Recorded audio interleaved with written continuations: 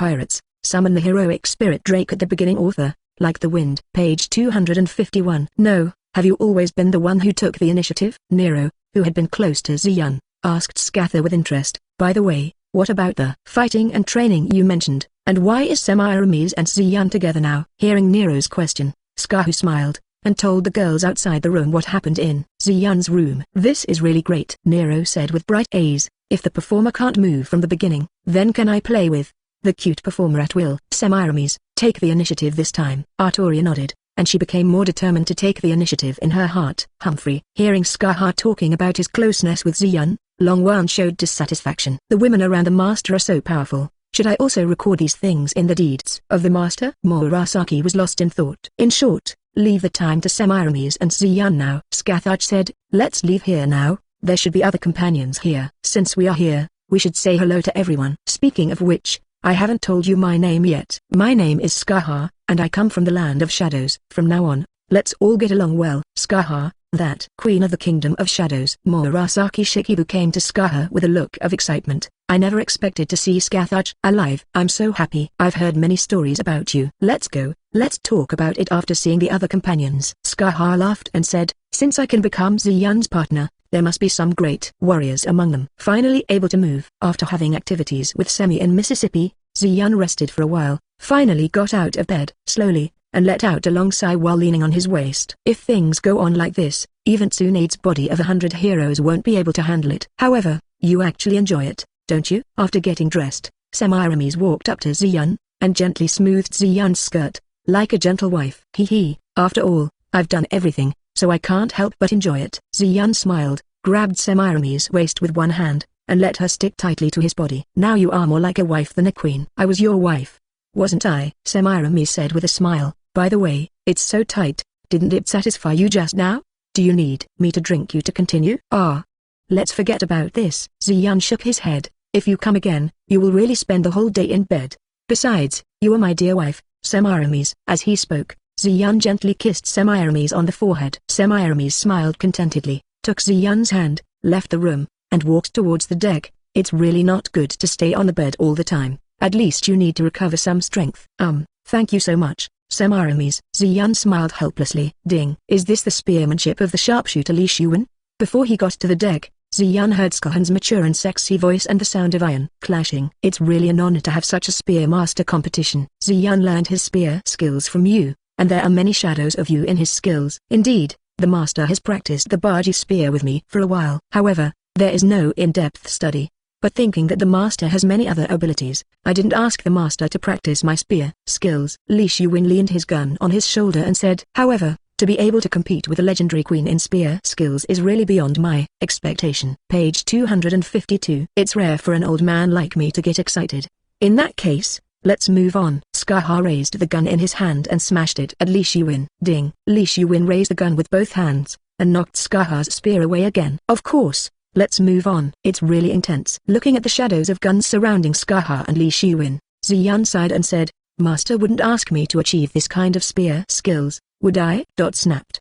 Tsunade walked up behind Ziyun and patted Ziyun's waist heavily. You don't want her to train you, you want her to do to you what she did to you this morning. Tsunade looked at Ziyun with a teasing smile on his face. You have a hand, you summoned a beautiful woman behind our backs, and you even sneaked in. I've heard what Murasaki Shikibu said, saying that you look like you can't get out of bed at all. And, after that, you're still doing it with Semiramis. Tsunade lightly pressed Ziyun's waist. How is it? Are you okay now? Hearing Tsunade's words, Ziyun laughed awkwardly. To be honest, Ziyun still feels very tired now, wishing he could take a good night's sleep now. You can't do this. I discussed with Drake before that I should put you on the bed and fix it.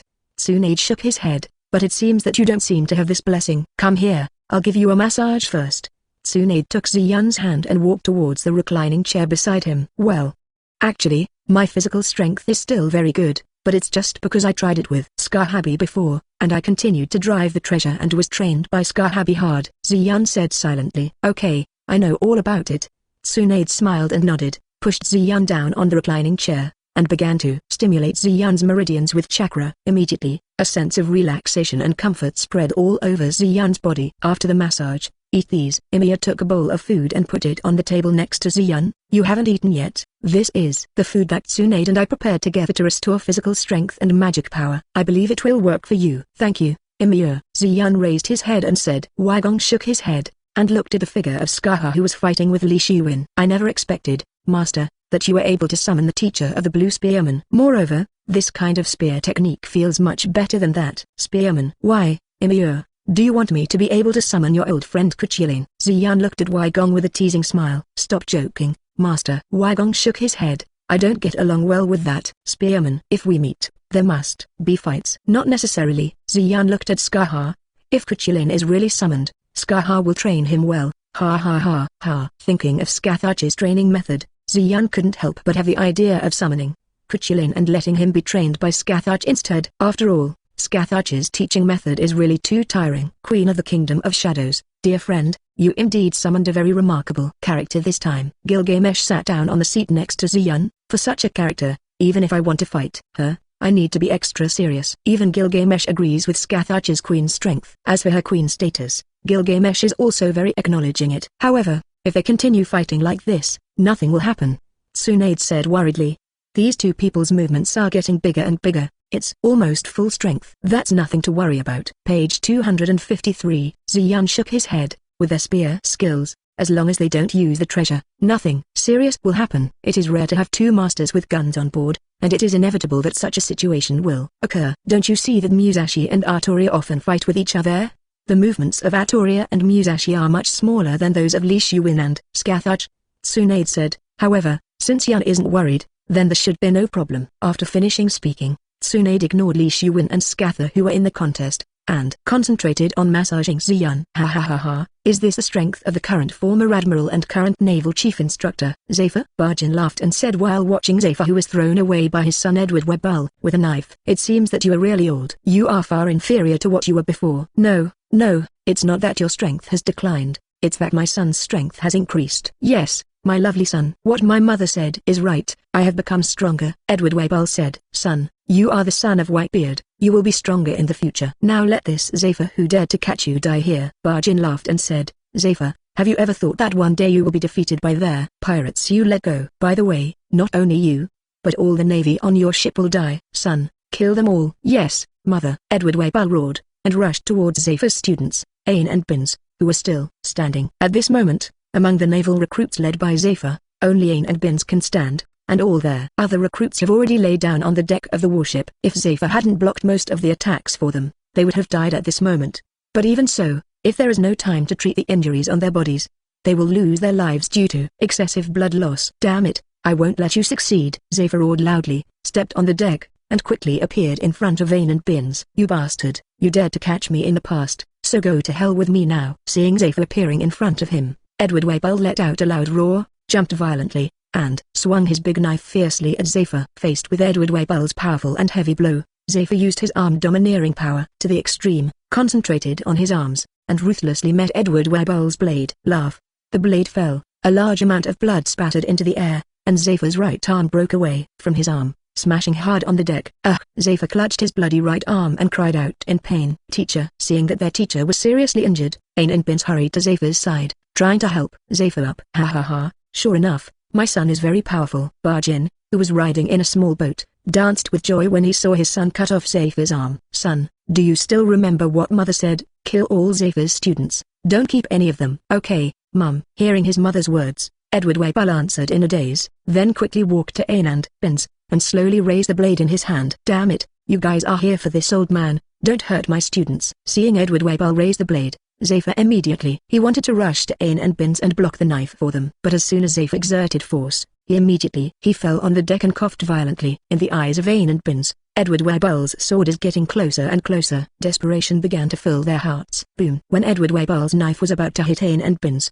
Ziyun appeared in front of them with a huge roar, and sent Edward flying with his punch. Page 254. Meet you again, Zephyr. Ziyun turned his head and looked at Zephyr who was clutching his broken arm. It seems that you are in a mess. However, being beaten like this by such a fool, have you neglected to exercise recently? Regarding Ziyun's words, Zephyr did not answer, but just stared at Ziyun in a daze. Ziyun, Why did you appear here? What else? Let's sail here. Ziyun pointed to the golden deer that was sailing towards Zephyr's warship. However, I didn't expect to meet you again so soon. Originally, I was thinking if I could catch you in exchange for a few devil fruits, but seeing your current appearance, I am too embarrassed to catch you. However, speaking of it, I'm enjoying our doctor's massage, but now because I want to kill you, the doctor's massage is delayed. Do you want to compensate me? Ziyun said with a smile. Damn it, you dare to hit me, I want to kill you. Edward Weibel, who crawled out of the deep pit, screamed and ran towards Ziyun. Really, interrupting someone's conversation is not a good boy's behavior, idiot. Ziyun turned his head and looked at the idiot with dissatisfaction. Wait, son, stop. Those who recognized Ziyun hurriedly called Edward to stop. Boolean. For this Ziyun, who had brought defeat to the Navy and the world government several times, Jin had no confidence that his son could defeat him. Moreover, Jinming, even if his son can defeat Ziyun, he cannot be the opponent of all Ziyun's companions. Seeing the golden deer rushing towards this side, Jin panicked. Son, hurry up, let's get out of here and stop fighting with them. But, mother, this fellow hit me so badly. Moreover, he called me a fool just now. Obviously I am the smartest. Edward Weibel complained. Silly son, listen to your mother first. Let's leave here first, and talk about it later. Seeing his son did not immediately, Jin seemed more and more anxious to move. Okay, Mom, I'll listen to you. After speaking,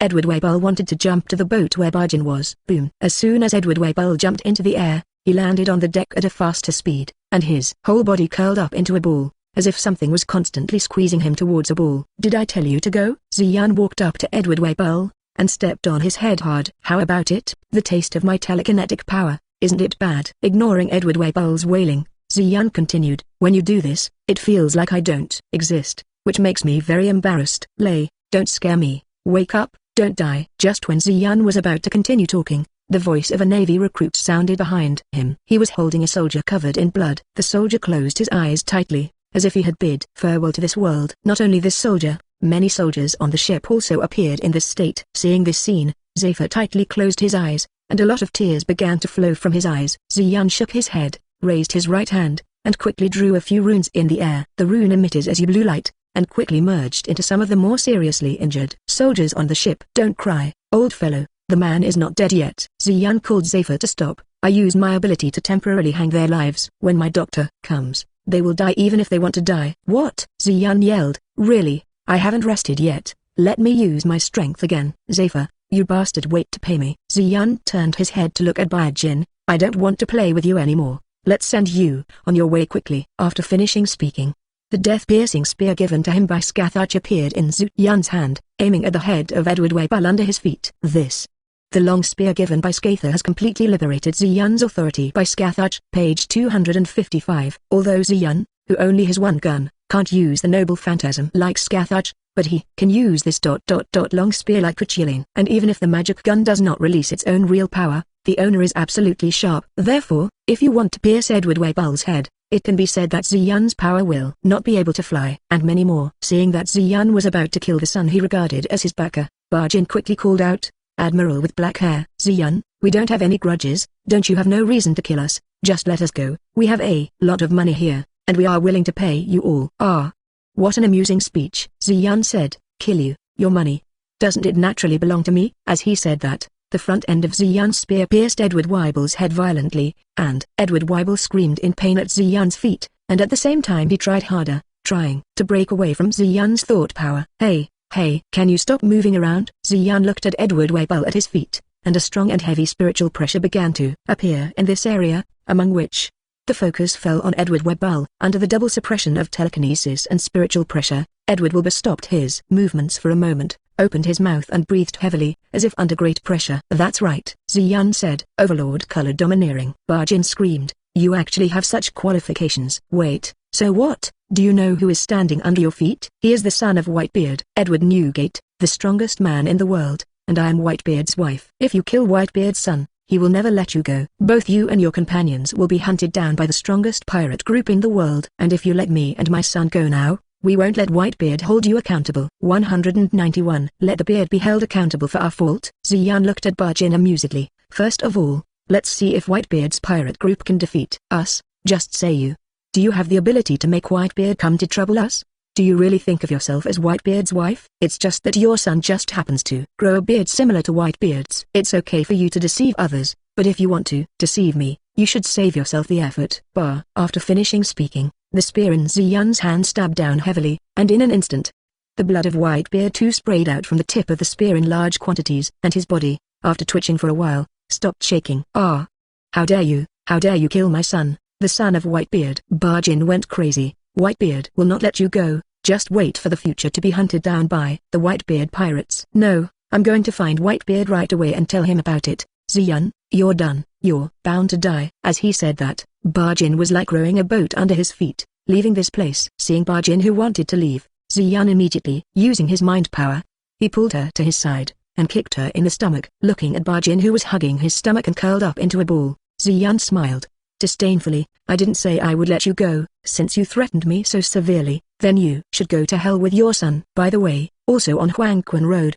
take care of your idiot son. Ziyun raised his magic spear and quickly shot Bajin. That's the end of it. Watching Bajin, who was pressing his bloody throat tightly, gradually lose his life, Ziyun turned his head and looked at Zephyr, who looked at him with a complicated expression. Thank you, no need, you just need to let me catch you a few more times in the future, and let me exchange you with the Navy for something. You bastard. Can't you be a little more sympathetic? Now you're still thinking of arresting me for ransom. Zephyr, who originally wanted to thank Ziyun, immediately took back the words of thanks that came to his lips. Seeing that you are still so energetic, there must be nothing serious. Ziyun smiled, and looked at Tsunade, who jumped from the golden deer to Zephyr's warship. Then, let's treat them. Tsunade, of course, just deal with it casually. After all, we are still enemies. After seeing Tsunade nodding, Ziyun walked towards the cabin of the warship. Although he saved Zephyr and the others, Ziyun didn't plan to save them for free. He would still get what he deserved. Zephyr's warship is only used to train new recruits. The ship is not very big, and while Ziyun is walking,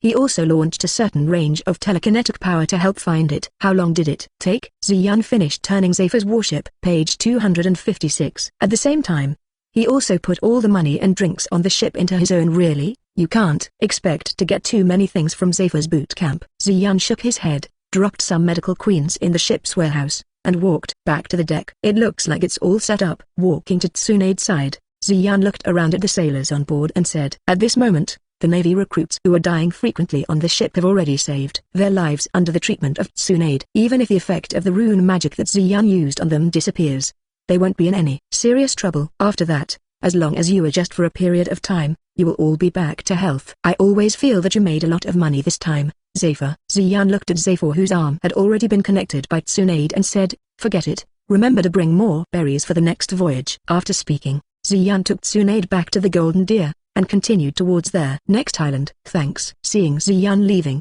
Zephyr finally expressed his gratitude. At the same time, the Navy soldiers who were still standing had to salute in the direction of their Golden Deer, but Zephyr did not stop them. Seeing the actions of Zephyr and the Navy soldiers on the warship, Ziyun waved his hands, and, as the Golden Deer accelerated, he quickly disappeared from the eyes of the Navy and others. Okay, soldiers who can still move, hurry up and take the disabled people to the room to rest. Seeing the disappearance of the Golden Deer, Zephyr turned around and said to the soldiers behind him, there is no need to continue the next training. Now, we will go back to the Navy headquarters to make adjustments and make the next arrangements. Yes.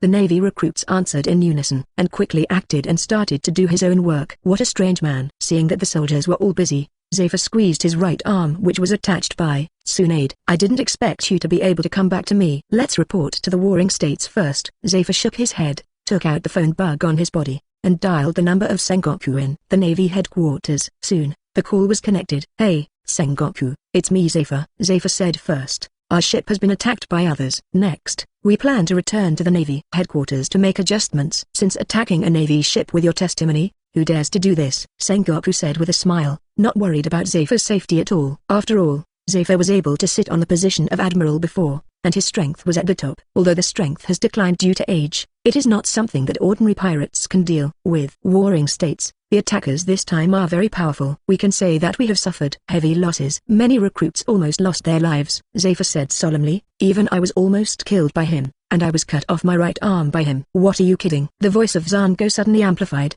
How is your situation now? Have you escaped? I will immediately send Huang Yuan to your location to support you. No need, Sengoku, that attacker is dead. Zephyr shook his head. However, I didn't kill him. Ziyun, who passed by here, kill those who attacked us, and let their Dr. Tsune treat us. My arm has also been attached. Immediately, Zephyr told Sengoku the details of what happened on the warship. I never thought that a guy like Xian would actually save you. After listening to Zephyr's report, Warring States was also full of sighs, with disbelief all over his face. However, although there are many contradictions, their behavior this time is still worthy of thanks. Although Xian and the others are wanted criminals, Sengoku still has a little gratitude for their pirate group who saved his old friend. Zephyr, you all sail towards this direction with all your might. I'll send Pelusilino to your place, just as he doesn't have a mission right now. Sengoku said, you don't have to refuse that.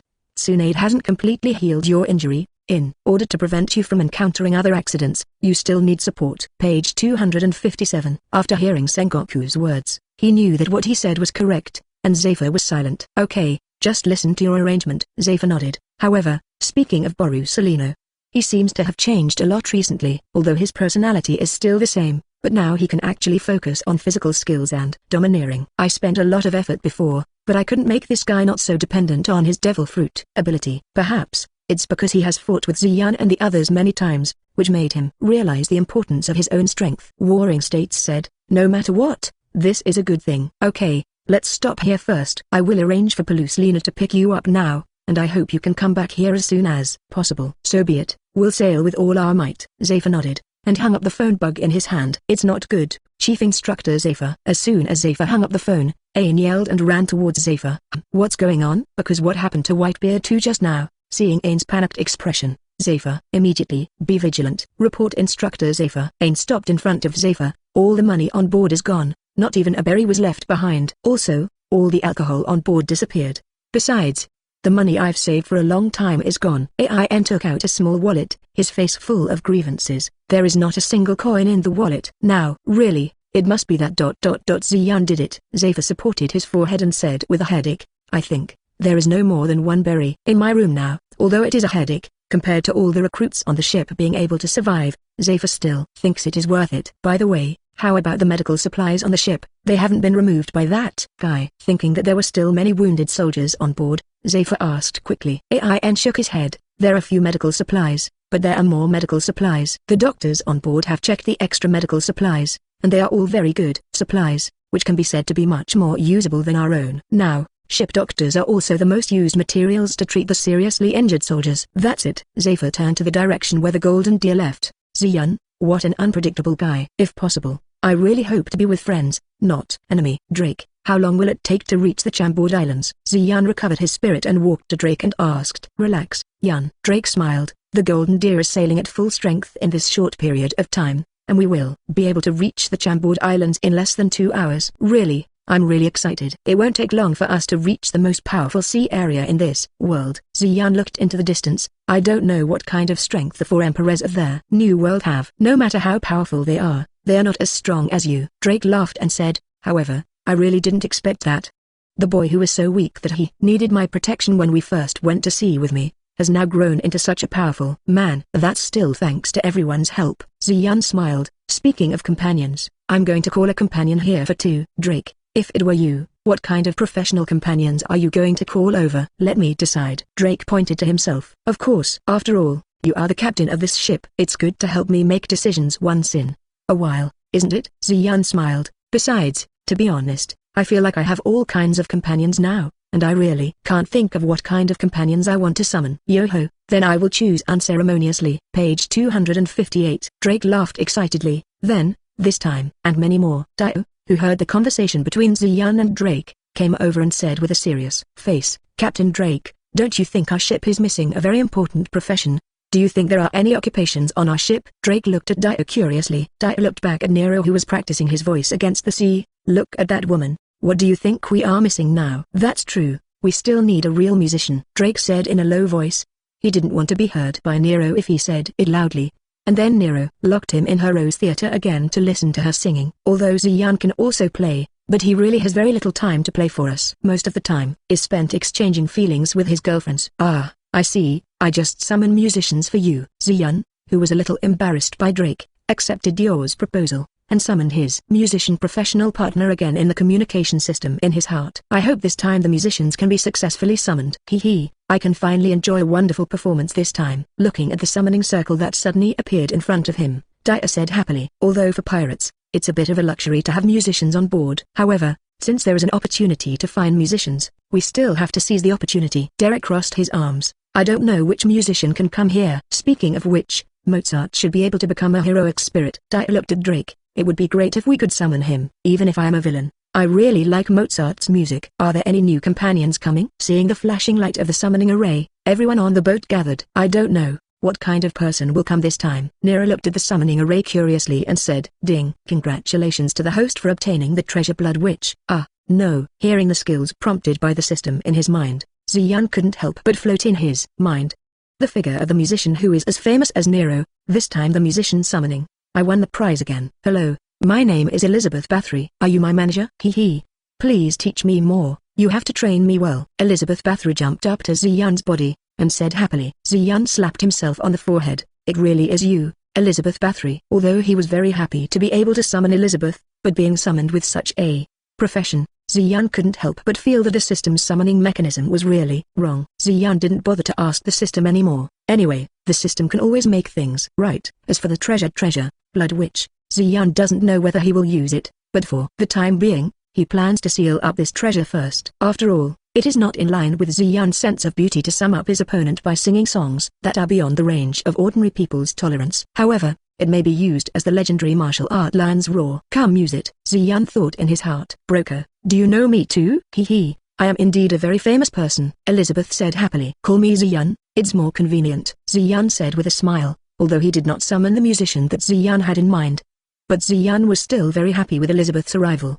He actually appeared on stage with a microphone. Sure enough, this time he was summoned. Right, Dior said with a smile, although he is not a classical musician in my mind, as long as he is a normal musician, I can still accept it. What do you mean, Dio? Nero put his hands on his hips and looked at Dio with dissatisfaction. Do you think my singing voice is not good? Dio shook his head. What kind of self-confidence can make you feel that you are a musician? It just so happens that a new musician has come here. Let her teach you how to sing. Page 259. After finishing speaking, Dior looked at Elizabeth. You say your name is Elizabeth. Nice to meet you. I'm Dior. How about it? Are you interested in showing your singing voice, and let this guy named Nero know what it means to be a musician? Hey, I hope you can still be so confident after a while. Looking at Dior's appearance, Ziyun couldn't help but sigh in his heart. Hee. Of course, rejecting fans' requests is not what idol singers should do. Elizabeth put her long spear on the deck and turned it briskly. Next, let me bring you a song. You will definitely like it. This is the most popular song in the servant world.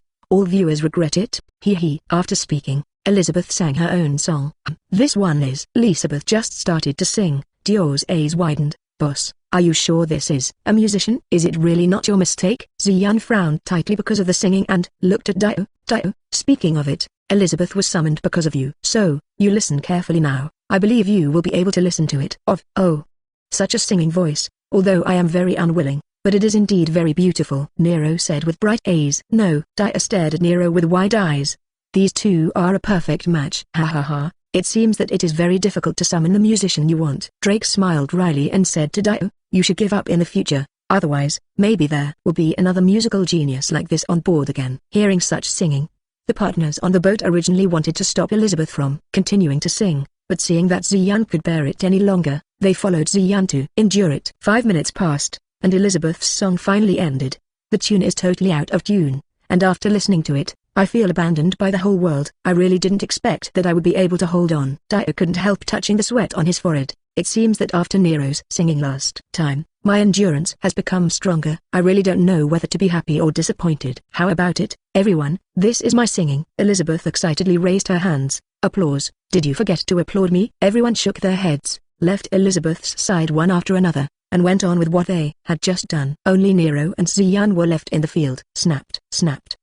Seeing that Elizabeth gradually became depressed due to the departure of everyone, Ziyun gave his own applause. Anyway, I think your qualifications, Elizabeth, are still very good. As long as you practice more in the future, I believe everyone will be able to recognize your singing voice. Ziyun walked to Elizabeth's side, patted her on the shoulder and said, Thank you, broker. Hearing Ziyun's words, Elizabeth cheered up instantly. I will definitely practice more in the future, and you should train me well. Ziyun nodded. HMPH. Although those geese don't recognize you, Yunilu still recognizes your singing voice. Nero stroked his chest with one hand and said, Although your singing voice is not as good as mine, I can barely admit that you are my opponent. You know, I am the first partner summoned by the performer as a musician. Rivals. Musicians. Elizabeth looked at Nero. In that case, let me listen to your singing too, and let me see how far you have reached.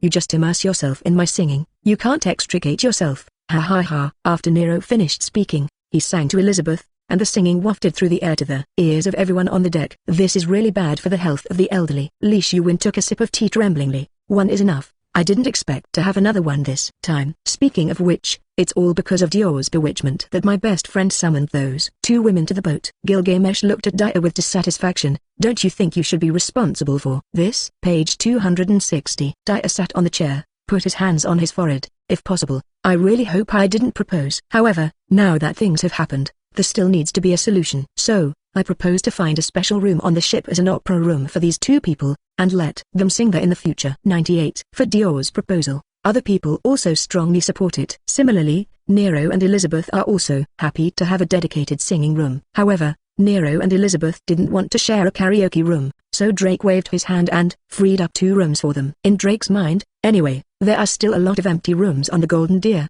and Drake is still very willing to free up 2 rooms to make the world cleaner in the future. Thanks to the fact that the Golden Deer is now a treasure, the sound insulation effect of each room is very good. It can be said that as long as the door is closed, even if there is a large concert in the room, the sound will not be heard outside. Therefore, Drake is still very relieved that Nero and Elizabeth are trussing around in the room. In the end, everyone on board helped Nero and Elizabeth to vacate 2 rooms with great enthusiasm, and they also actively satisfied their requests for rooms. Even Gilgamesh opened up his Babylonian treasury and gave something to Nero and Elizabeth. In the end, Nero and Elizabeth, who were satisfied with the practice room, closed their doors and concentrated on singing after expressing to each other that they would not lose to each other. In this regard, Ziyun and other partners also breathed a sigh of relief, and went back to their deck to continue doing their own things. After a short voyage on the Golden Deer, everyone finally arrived at their destination, their Chambord Islands. An island with floating bubbles. Elizabeth, who was called out of the karaoke room by Ziyun, looked at bubbles in Chambord Islands with interest. This island is pretty good.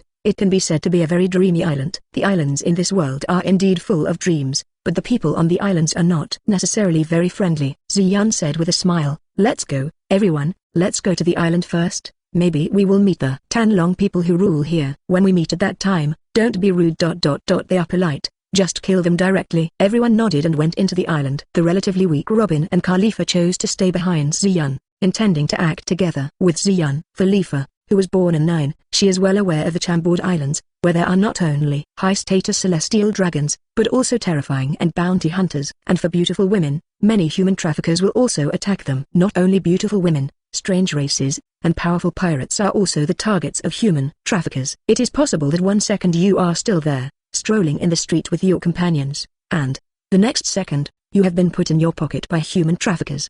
Khalifa knows that with his own strength, there is no way to wander around this island at will. If he is left alone, not only pirates, human traffickers, but also many navies on the island and agents of the world government will attack him. For the navy and the world government, I know too many of their secrets. If given the chance, they would definitely kill themselves without hesitation. As for the weaker Robin, who is the only second on the island, because he often chats with Khalifa, he knows a little about the danger here, so he chooses to follow behind Ziyun. Where are you two going? After all his companions set off, Ziyun looked at Robin and Khalifa behind him and asked, why don't we go to the clothing store here? Speaking of which, last time you planned to seduce Ziyun with sexy clothes, didn't you? Robin looked at Khalifa teasingly. However, it seems that your progress is not going well, and Ziyun hasn't paid any attention to you recently. I guess that doesn't mean I'm unattractive. Khalifa pushed his glasses, leaned forward slightly, and showed his attractive figure through the black tights. The reason why Ziyun's eyes didn't stay on me too much recently is because there are already many people on the boat. Lots of beautiful women, aren't there? Besides, you've been paying attention to dressing up recently, even your skin has become much fairer. Moreover, your figure has improved a lot from time to time recently. Robin gently helped his hair, and made a troubled look. Perhaps the life on the boat is too comfortable, but I really need to buy some clothes. After all, the old clothes have become more and more, it's getting tighter. It doesn't seem like this is something worth worrying about. To be honest, your current scale is much higher than mine. Khalifa looked down at Robin's chest slightly. Your troubles are an extremely luxurious thing for women. Page 261. As Khalifa said, she turned her head to look at Ziyun.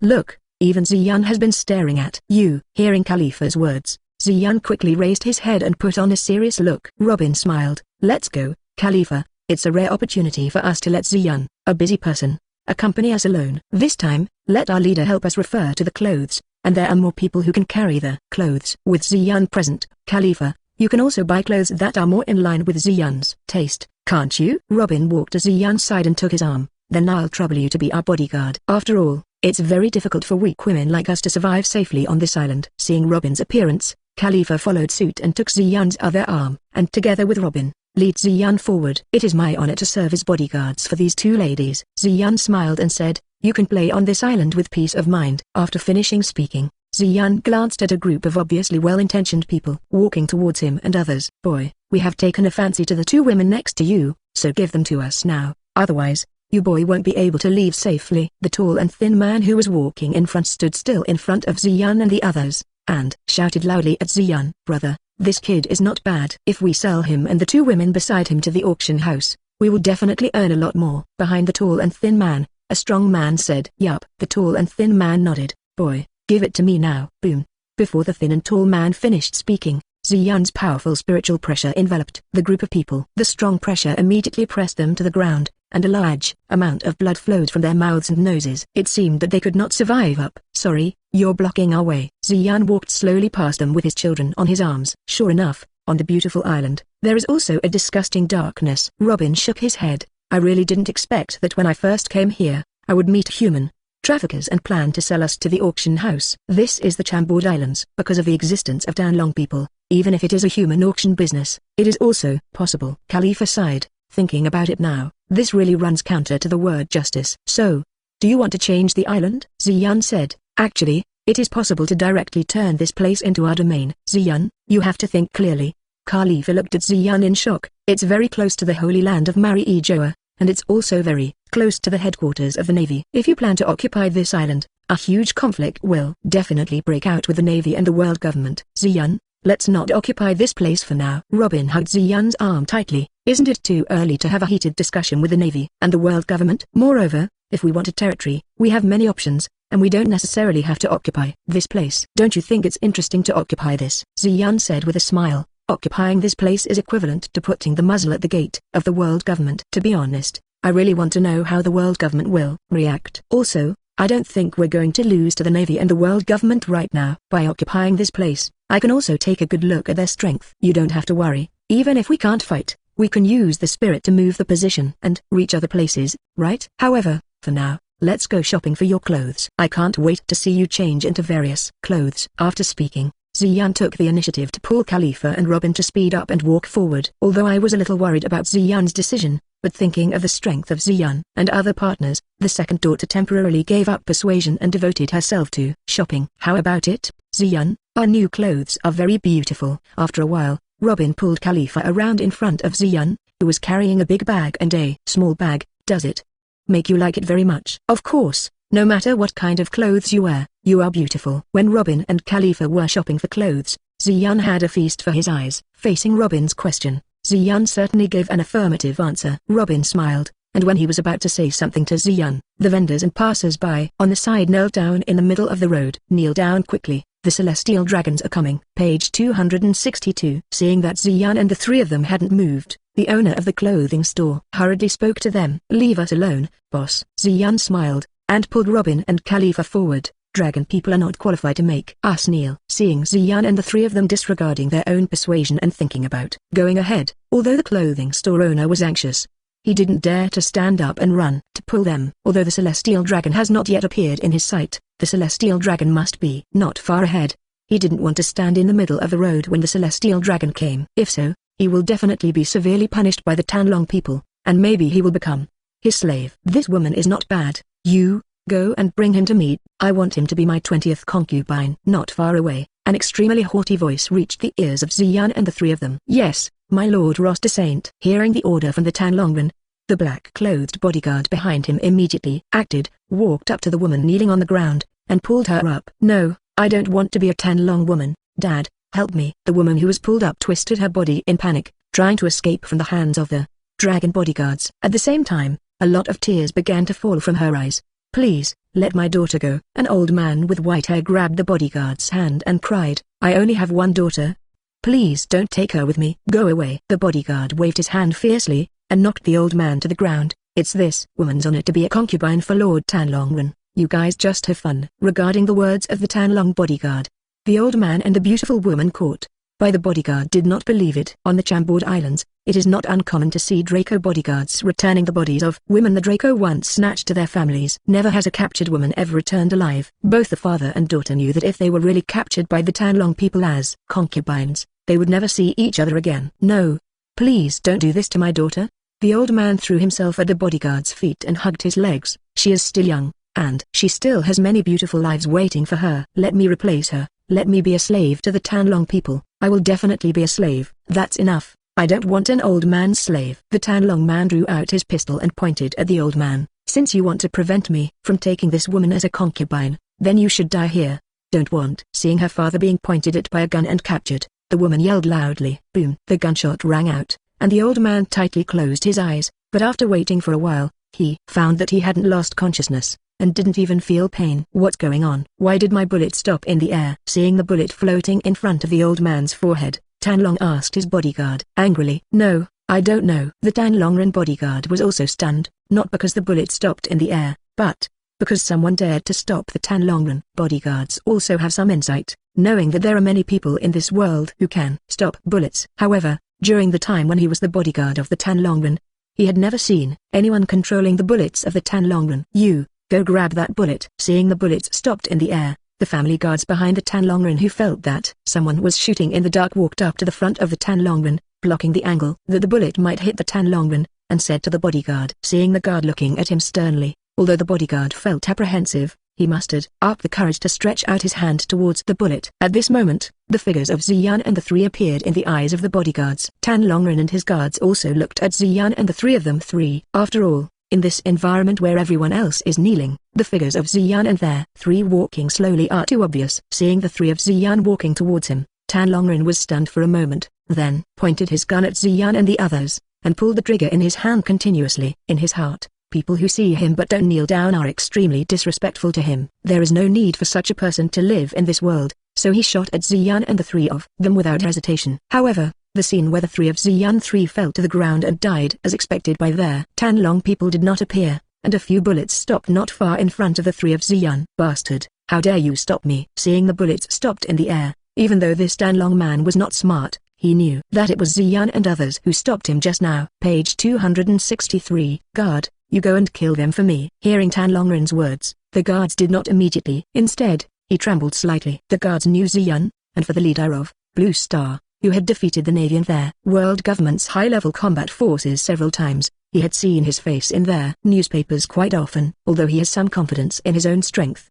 he doesn't think he can defeat Ziyan, who once defeated Garp. Bastard, you don't even obey my orders. When Tanlong saw his guards, he didn't respond immediately. Action, pointing the gun at the guard angrily. Sure enough, the Tanlong people are still brainless. Ziyan shook his head, removed the telekinesis that controlled the bullet, and then used their telekinesis to bring Khalifa and Robin to Tanlongren's body quickly, and stomped him to the ground. It's unlucky for you to meet me, Celestial Dragon. Looking at the Tanlong man under his feet, he said, I hope you can become smarter in your next life. Wait, these are Celestial Dragons. The world government will definitely execute you. No matter how strong you are, you can't fight against the world government. The real power of the world government is far beyond your imagination. Seeing that Ziyan was really planning to kill the Tanlongren, the guard said quickly. He knew that if the Celestial Dragon really died inside, he would have absolutely no chance of surviving. Even if Ziyan doesn't kill him, the world government will never let him go. Bastard, take your feet away. I'm a Celestial Dragon, a nobleman of the world. You can't do this to me. The Celestial Dragon who was lying on the ground called out. Call the Admiral quickly. Let the Admiral kill these people. Noisy. Hearing Tanlongren's words, Ziyan stepped on the Tanlongren's helmet with a slight force, and instantly crushed Tanlongren's helmet, letting his feet directly land on Tanlongren's head. Even if the Admiral of the Navy is here, he won't be able to save you. Speaking of which, I have already killed two guys like you. Do you think I care about your life? Speaking of which, I remember that there seems to be a Celestial Dragon named Rodwald. Do you know him? Hearing Ziyan's words, originally because the stunned onlookers who saw him attacking the Tanlong people opened their mouths even more, they couldn't believe that Ziyan had really killed the Tanlong people. Forget it. What am I talking about with people like you? Ziyan stomped hard, and Tanlongren's head suddenly made the sound of bones breaking. Looking at the Tanlongren lying on the ground, his body twitching slightly, the guards and bodyguards all stared wide-eyed, especially the guard, Although he knew that Ziyan was a dangerous person, he never thought that Ziyan would really dare to kill the Tanlong people. Since your master is dead, what are you still doing here? Ziyan looked up at the bodyguards of the Tanlong people, following their Tanlong people. I think you have done quite a lot of good things. After finishing speaking, Ziyan released his double, World, letting the double quickly pass by the guards and bodyguards. During this period, World was constantly waving its fists. In the eyes of others, the bodyguards seemed to be beaten by invisible people and float in the air. After Ziyan retracted the substitute, the bodyguards had completely changed their appearance, and they all fell to the ground like boneless creatures, losing their lives. Okay, you two get out of here quickly. Ziyan waved his hands to the two father and daughter who were stunned here. But where can we go next? The old man shook his head in despair. The Tanlong people are dead, and the world government will never let go of us who are related to this matter. No matter where we flee, the world government will not let us go. Moreover, my daughter and I do not have the ability to leave the Chambord Islands at all. You don't have to worry about this. It won't be long before the Chambord Islands will become a place where the Navy and the world government can't set foot. I have this ability, Ziyan said confidently. Now, you go home first. If you want to do me, you will be fine. Seeing Ziyan's confident expression, the old man sighed. No matter what, thank you for saving me and my daughter. After finishing speaking, the old man supported his daughter and saluted Ziyan, then took his trembling daughter and walked towards home. Page 264. Although he didn't believe that Ziyan was capable of protecting them, he was very grateful to Ziyan who had the courage to stand up. It seems that when we were away, you made a big commotion again. Tornado brought Fuxiu down from the sky beside Ziyan and said, however, your luck is too good. After Fuxiu and I came to this island, although we also went shopping and played, we also intentionally noticed if there were Tanlong people around. But I haven't found it until now, but I found one from you, but it has already been solved by you. Why? It's not because I told you just now that you will deal with Tanlong people when you meet them, so you pay so much attention to the position of Tanlong. Ziyan said, HMPH. Of course, a guy like Tanlongren is simply a weirdo among weirdos. Getting rid of these scum in society is exactly what a hero like me should do. Longwan puffed out his chest and said, actually, it's my sister who wants to help you get rid of the Tanlong people, and hopes that you can spend more time with her, so she is so actively looking for it. Fubuki beside Tornado said, blowing snow, don't say it. The tornado quickly flew up and covered Fugu's mouth. I heard it all. Ziyan pulled the tornado, hugged her in his arms and rubbed her fiercely. No matter what, I still want to thank you, Tornado. HMPH. Don't be wordy. Number of tornadoes. Seeing her sister getting close to Ziyan, Fuxiu showed envy in her eyes. By the way, can I ask you two to do something? Ziyan said, the father and daughter who left here just now. I am worried that the Navy and the world government will attack them, so I want to trouble you to protect them for a while. After all, they have already been saved, and I don't want to see them being implicated because of the death of the Tanlong people. Give it to me. The tornado flew out of Ziyan's arms. It's just protecting the two of you. We will complete the task perfectly. Right, Fuxiu? Yes, sister. Fubuki nodded. Don't worry, Ziyan, we won't let those two father and daughter have trouble. After speaking, Tornado and Fubuki started to move, chasing in the direction where the father and daughter left. Then, it's time to talk about your business. Ziyan turned his head and looked at the slave of the Tanlong people who was bound by iron chains. You guys are colleagues of Khalifa who used to work in 9. How did you get into this look? Especially you, long-nosed agent. Ziyan looked at Kuku who was tied up. If I didn't identify you carefully, I really wouldn't recognize you. What? Hearing Ziyan's words, Khalifa looked at the slave, and after careful identification, Khalifa also recognized her 9 colleagues. Luchi, Kuku, everyone, how did you become like this? Khalifa covered her mouth and said in surprise. 197. Khalifa, it's great to see you safe and sound. Long-nosed Kuku smiled and said to Khalifa, when I first saw you, I thought I was mistaken, but I didn't expect it was really you. Are you with the black-haired admiral now? Khalifa nodded. After I separated from you, I was hunted down by members of the world government. After being arrested by them, it was Ziyan who rescued me, and I have been following Ziyan ever since. Anyway, it's good that you can live, Bruno said. If you are chatting, wait and continue. Ziyan stepped forward, wrapped the slave ring around Luchi and the others' necks with telekinetic force. At least solve your current problems first. Page 265. Although I was an enemy before, but for the sake of Khalifa, I am still willing to help you. After finishing speaking, the collar wrapped around the slave's collar was completely destroyed by Ziyan's telekinetic power, and it broke away from Luchi and the others' necks. Khalifa, use your fruit power to cleanse them too. They are too embarrassed now. Hearing Ziyan's words, Khalifa nodded, and immediately used the ability of bubble fruit to clean Luchi and the others. Out of trust in Khalifa, Luchi and his party did not resist, allowing Khalifa's ability to flow on them. Soon, Khalifa cleaned all the former 9 agents. Although their faces were full of fatigue due to being used as slaves by the Danlong people for a long time, at least they can be clearly identified at this moment. After nodding to Khalifa, Lu Qi looked at Ziyun. Thank you, Admiral with black hair. Although the reason is that Ziyun caused them to become what they are now, Lu Qi is still grateful to Ziyun for saving them and taking care of Khalifa for so long. Lu Qi, how did you become the slaves of the Celestial Dragons? Khalifa asked. Lu Qi looked at Khalifa and said, after we separated from you, the world government and their navy did not let go of hunting us down. We fled all the way, and finally came to the Chambord Islands. Unfortunately, we who fled in a hurry accidentally broke into the path of the Tanlongren who had just been killed by Ziyun. Then he made us his slaves. But at least we survived.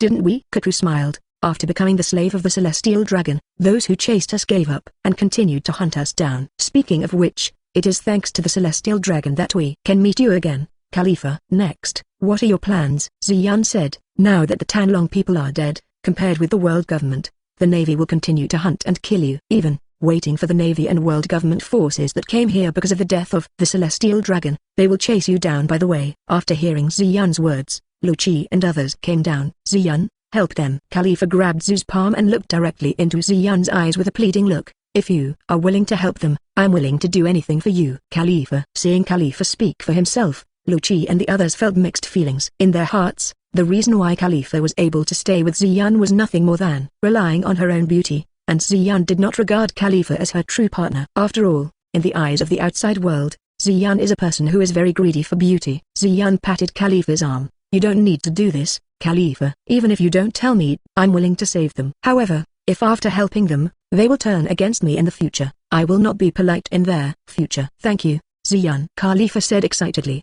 Besides, Lu Qi and the others have no reason to be your enemy. After all, they are no longer 9 specials, and they are still being treated like the world government. I don't think any of them would want to be your enemy. I hope so. Ziyun nodded, and looked at Lu Qi and the others. I will take you to a place where the world government and navy are difficult to intervene. There, your survival must be guaranteed. Of course, if you want, I can also arrange for you to live in my territory. Although I may often be harassed by the navy and the world government, as long as it is still my territory, I will not let the navy and them mess around there. How do you choose? If possible, I would like to join you. Lu Qi looked at Ziyun seriously and said, Lusai, you. Hearing Lu Qi's words, Khalifa and other 9 agents looked at him in surprise. Oh. Interesting. What's the reason? Ziyun said with interest. You are very strong. The Drake pirates are very strong. Blue Star is very strong, and now I don't want to go back to the world government anymore. Since this is the case, following there, strong is what I want. I hope to be able to do things under your command, and I hope that by doing things for you, I can become stronger. Lu Qi had a serious face. I don't know if this reason is enough. Interesting. Is that what all of you think? Ziyun said. Page 266. Lu Qi shook his head. I'm just representing myself. Cuckoo and their roots are decided by themselves. However, I hope that in the future we can work together as before, instead of being enemies. Since Lu Qi joins, then I will join too. Cuckoo walked to Lu Qi's side and nodded to him. Me too. Add me one. I would like to join. Seeing that both Lu Qi and Cuckoo were willing to join, the other top 9 agents came forward one after another to express their wish to join Ziyun. Although the reason for joining Ziyun is not the same as that of Lu Qi, but he also hopes to find a place under Ziyun's command. Ziyun. Khalifa turned her head and looked at Ziyun expectantly. Okay, for Khalifa's sake, I allow you to join. Ziyun nodded. For those who want to become stronger,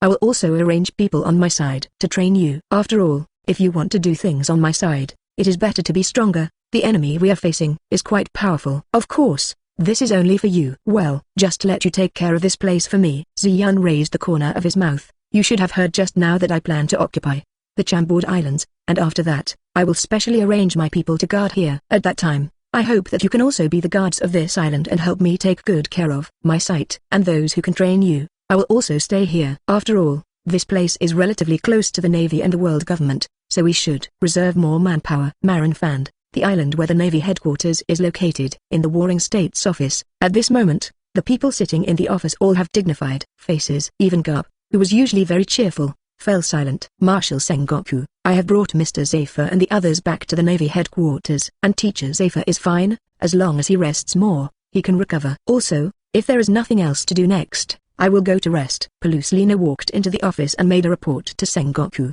then wanted to leave here. Wait, Peluslino, don't rush away yet. Warring States called Peluslino to stop. Really, Marshal of the Warring States period.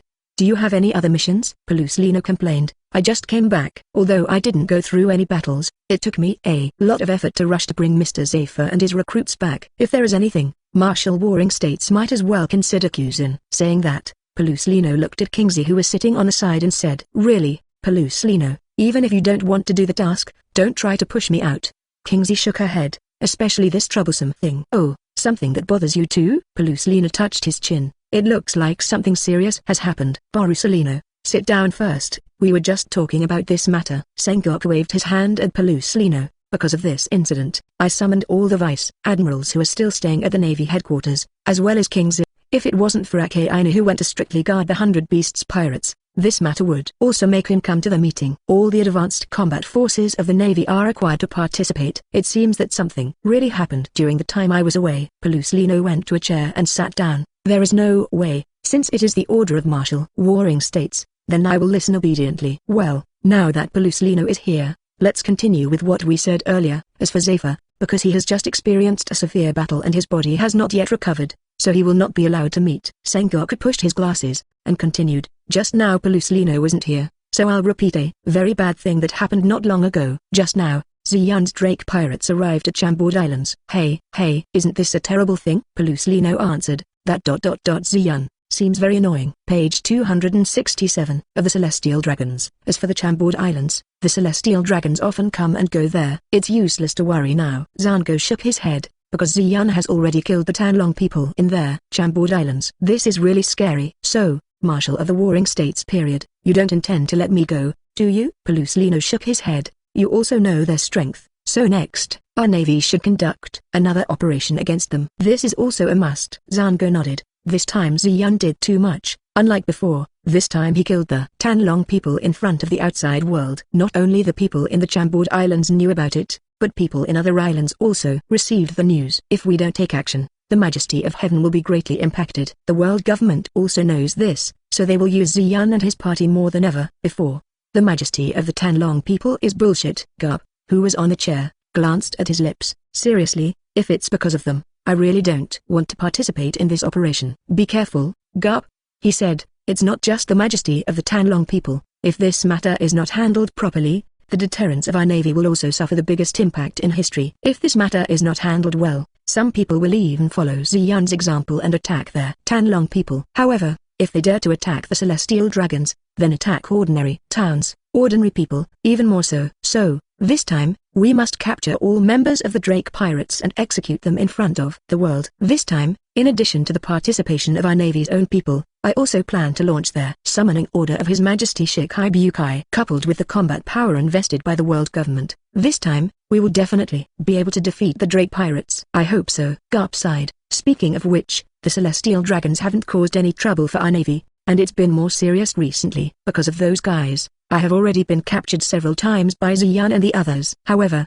Marshal of the Warring States period, if we summon the Shikai Bukai, we will need to spend a certain amount of time." Peluslino asked, "Should we not care about Ziyun and the others? If they leave the Chambord Islands, it will not be easy for us to find them." "This is also impossible." He put his hands on his chin and said, "Ziyun's group is really too strong. If we don't prepare well, even if we go, it will only be their result. Therefore, gathering a complete and powerful combat force is what we must do. As for their movements, the world government will strictly monitor them. As soon as we get our people together, we'll be there right away." "Move towards the location of the Drake pirates." He is right. Even the world government has tacitly approved of this matter. Zango nodded. After the previous confrontation with Ziyun and others, Wu Loxing also understands that it is impossible to successfully defeat them with a few high-level combat power, so they gave us time to gather manpower. Moreover, I heard that this time, the two people known as the Spear of the World Government and the Shield of the World Government will also participate in this operation. It is said that the Spear of the World Government is also performing tasks outside. After receiving the order from Wu Laoxing, he was also rushing back at a very high speed. "Well, I heard that those two people are monsters beyond the Admiral." Peluslino showed a curious expression. "For these two monsters to take part in the action, Wu Loxing and the others have spent a lot of money. However, if you say that, the action will not be carried out for the time being. That being the case, can we go back and recharge our energy first before taking action?" "Sorry, Peluslino, the others can, but you can't." Zango shook his head. "Ziyun killed the Danlong people in front of the outside world. If we do nothing, what do you think the outside world will think of our Navy?" "Presumably, at that time, The Navy is afraid that the rumors of the Drake pirates will spread wildly in this sea. It will even make those fellows of Shikibukai think that our Navy is afraid of the Drake pirates, so they don't listen to our call. Although, that crocodile-killing crocodile is dead, it is undeniable that those people still have quite terrifying strength. Especially that ... Hawkeye and Empress Hancock. Page 268. Since that ... Ziyun likes women, maybe Hancock's ability will be extremely effective for Ziyun. So, even if we can't beat Ziyun and the others, we must show our attitude. Borusalino, next, I want you to feel the Chambord Islands and show your face to the outside world as soon as possible. You have already had the experience of fighting them twice, with the speed of your shining fruit. As long as you stay away from them, you will be safe. Really, Marshal of the Warring States period, you will really arrange troublesome tasks for me. Pelusilino shook his head and stood up from his chair. However, since it's your order, I'd better go. Speaking of it, it's also rare that you will arrange for me a task that requires me to make soy sauce. It has to be good. It's still quite fresh. Pelusilino turned around, walked towards the door and said, I will prepare some things, and then I will immediately leave for the Chambord Islands. Then, let's just say goodbye, everyone. Goodbye, everyone. He. Pelusilino waved his hands to the Navy crowd behind him. Do you want to deal with Ziyun and the others? Hawkeye put down the phone bug in his hand, and pulled out ... the black knife on his back. The current me is not at the level of Miyamoto Musashi. Touching the break on the upper end of the black knife, Hawkeye sighed. But you're still going, aren't you? The red-haired Shanks said with a smile. During this time, you have hit me many times. Given this opportunity, I don't think you will give up the chance to challenge Miyamoto Musashi again. Yeah, even if I know I haven't reached the level where I can catch that sword, but I still want to see if I can draw the distance between me and her. Hawkeye stared at Shanks and said, so, what about you? Last time you went to support them, although it didn't work. But this time is different. The Navy and the world government will invest a huge force in it. Maybe if you go, it will be of great help to them. Shanks shook his head. You still don't know enough about them, Bbook. The power of their world government and the Navy is not simple. So, is their power simple? Until now, have you heard of Blue Star? Has anyone ever been beaten by someone? As far as I know, only Garp once put Li Shiwen into a bit of a hard fight when he was fighting Li Shiwen. But even so, Garp was defeated by Li Shiwen. After watching them fight the Navy up close last time, I feel that their strength may have surpassed ours. To be honest, thinking that we are still rivals with their Drake pirates, it's a little stressful. Ha. So, you are not going? Hawkeye nodded. In this way, the Navy must be very happy. Although we won't go, we still have to make a gesture. At least we can't let all the power of their Navy go to deal with them. Shanks took a sip of his wine and said, I heard that Ake Ainu is blocking that guy Kaido recently. In this case, I'll stop that guy Charlotte Lingling a little bit. These two guys are not fuel-efficient lamps. In such a situation, they will definitely be willing to show their faces. Whether it's for the Navy or for you, it's something you don't want to see. Hawkeye said. Indeed, it is our benefactor after all. You can't let them bother Ziyun and the others. Shanks said. In this case, I will leave first, and then I will go to the Navy headquarters first. It may not be long before the Navy and the Drake pirates will clash. Hawkeye stood up and said to Shanks. Shanks raised his glass to Hawkeye. Then, I wish you the best of luck this time. Hawkeye waved his hand, carrying the black knife that had been severed by Musashi on his back, and walked towards the seat to his boat. Sister, it's not good. On Daughter Island, Amazon Lily, Boya Marigold pushed her sister Hancock's room away yelling, something big happened, sister. Really, Marigold, what a surprise. As Snake Princess' younger sister, you need to keep calm no matter what happens. Lily Oza turned around and said, but, mother-in-law, something really important happened this time. Marigold said anxiously. The mother-in-law shook her head. Didn't I say, no matter what? To shut up. Page 269. Empress Hanku kicked grandmas away. It's not your turn to teach my sister a lesson. That, my lord sister, isn't this a bit too much? Looking at Granny's who was kicked away, Marigold wiped the sweat from his forehead. Grandma's is saying that she is also an elder, and she is also old, so it feels a little bad to treat her like this. HMPH. Just an old woman who has made mistakes. Hancock shook his hair. It's you. What happened to make you so flustered? By the way, I almost forgot. Marigold came back to his senses, and said to Hancock, sister, I just received a call from their Navy, and they have issued a summoning order for the 7 warlords. They said that you must rush to the Marine headquarters, Marine Fand, as soon as possible. Moreover, they also said that if you don't go, you will be deprived of your identity as the king's Shikibukai. What? The mother-in-law who had already been kicked away quickly ran to Marigold. Marigold, what you said is true. The Navy really issued a summons order. What happened to make it so that's what the Navy does? Grandma, didn't you say you need to keep calm no matter what happens? But you now, Marigold said. Okay, now is not the time to talk about that. Tell us everything you know about the Navy. The mother-in-law said. Yes, what mother-in-law? Marigold nodded. The Navy said that they are going to call Bbook to deal with a pirate group, and the operation will start soon. But they didn't say who they were dealing with. HMPH. I don't want to take orders from the Navy. Hancock crossed his arms and said dissatisfiedly. Snake Princess, this is not a trivial matter. If you violate the Navy's summoning order, your Kyuuhai identity will be deprived. At that time, our country will be attacked by the Navy again. And at that time, our country is likely to face destruction. The mother-in-law said anxiously. It doesn't matter if the country is destroyed because of me. All the country names will forgive me, because I am so beautiful. Hancock raised his head proudly. This is not the time to joke, Snake Princess. The mother-in-law paced back and forth. Need to summon Bbook to deal with the pirates. Is this pirates the four emperors? Damn it, those guys in the Navy don't even make it clear. Sister, something big has happened. The owner, the green-haired boy Santa Sonia, ran into Hancock's room with a newspaper. The celestial dragons were killed in the Chambord Islands. What? Granny Zed jumped up and took the newspaper from Santa Sonia. It's Ziyun. The mother-in-law quickly browsed the news on the front page of the newspaper. There, leader of Blue Star, dared to kill Tanlong people in front of so many people. Grandma's eyes widened. The Navy and the world government had such a strong attack on the Drake pirates before. I thought that the Tanlongren who were missing in the East China Sea were probably killed by the Drake pirates. Thinking about seeing them kill the celestial dragon. Now, aren't they afraid of the Navy and the world government at all? Give me. Hancock quickly snatched the newspaper from Granny's, and after reading the information on it, he quickly walked out of the room. Snake Princess, where are you going? Why did the mother-in-law ask quickly? Navy headquarters. I'm going to meet this Ziyun. Hancock said without a word. Ziyun? What kind of person are you? Hancock was full of curiosity. Page 270. Colonel, are we really going to arrest the father and daughter? The soldier with the gun couldn't bear to ask his officer. The two of them are ordinary people who haven't committed any mistakes. Are we really going to put them in prison? I always feel a little. See, soldier. As a soldier, you just need to obey orders, and you don't have to worry about other things.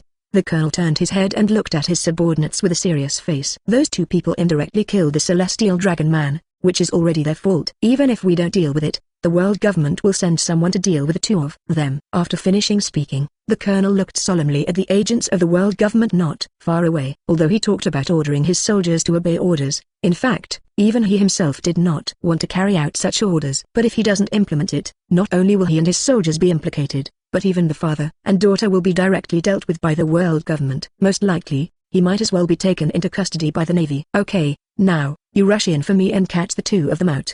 The colonel turned his head and pointed to the door and said, yes. The sailors answered in unison. Two of the soldiers stepped forward and kicked the door violently. Boom. Hai Bing's kick did not kick open the door, but was thrown backwards by the force on the door.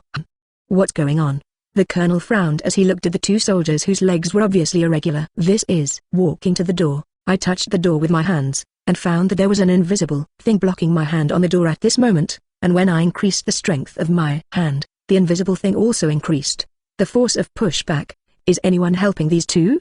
The colonel pulled out the knife at his waist. I want to see if you can stop my knife. After speaking, the colonel slammed down on the door. Ding. This is. Looking at the knife that snapped right after cutting to the door, the colonel widened his eyes. People in the Navy really can't. Wearing black suits and top hats, two world government personnel crossed the Navy. Since you can't even get in, then leave these two people to us. After finishing speaking, one of the black-clothed agents used all his strength to punch the door. Boom.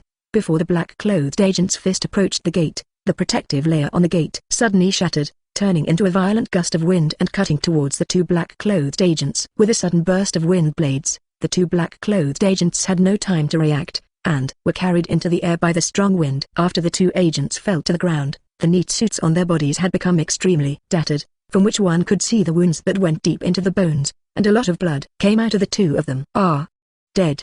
The black-clothed agent who suddenly fell into the crowd, and the crowd who were quietly doing their own things suddenly panicked and fled the place in all directions. In a blink of an eye, only the Navy and the two black-clothed agents lying dead on the ground were left nearby. How is this possible? Seeing the captured agent, the captain of the Navy immediately became vigilant, and looked towards the gate with a serious expression.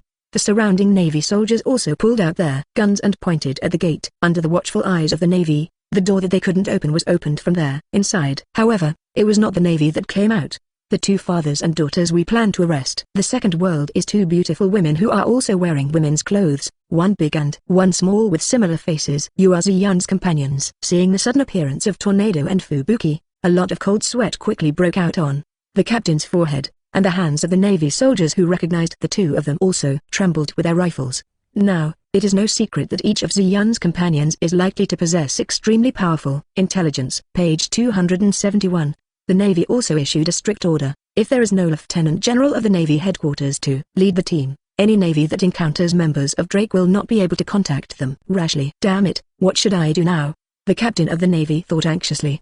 He never thought that members of the Drake pirates would come to protect two ordinary people who had nothing to do with them before. Since the fat pig Danlong came to deal with two ordinary people, your Navy really deserves the justice behind you. 2 words. Long Wan frowned, looked at the crowd and said, perhaps their Navy is not a hero of justice at all. Fubuki looked at the Marines indifferently. They are just a group of dogs obeying the orders of the world government. Fubuki looked down at Tornado. Sister, this group of Navy, are we going to get rid of them? As he said that, Fubuki raised his right hand, and in the palm of his hand, a small tornado quickly formed, and a sharp sound came out from it, constantly stimulating the hearts of the Marines. Boom. Hey, even as a soldier, he is not qualified.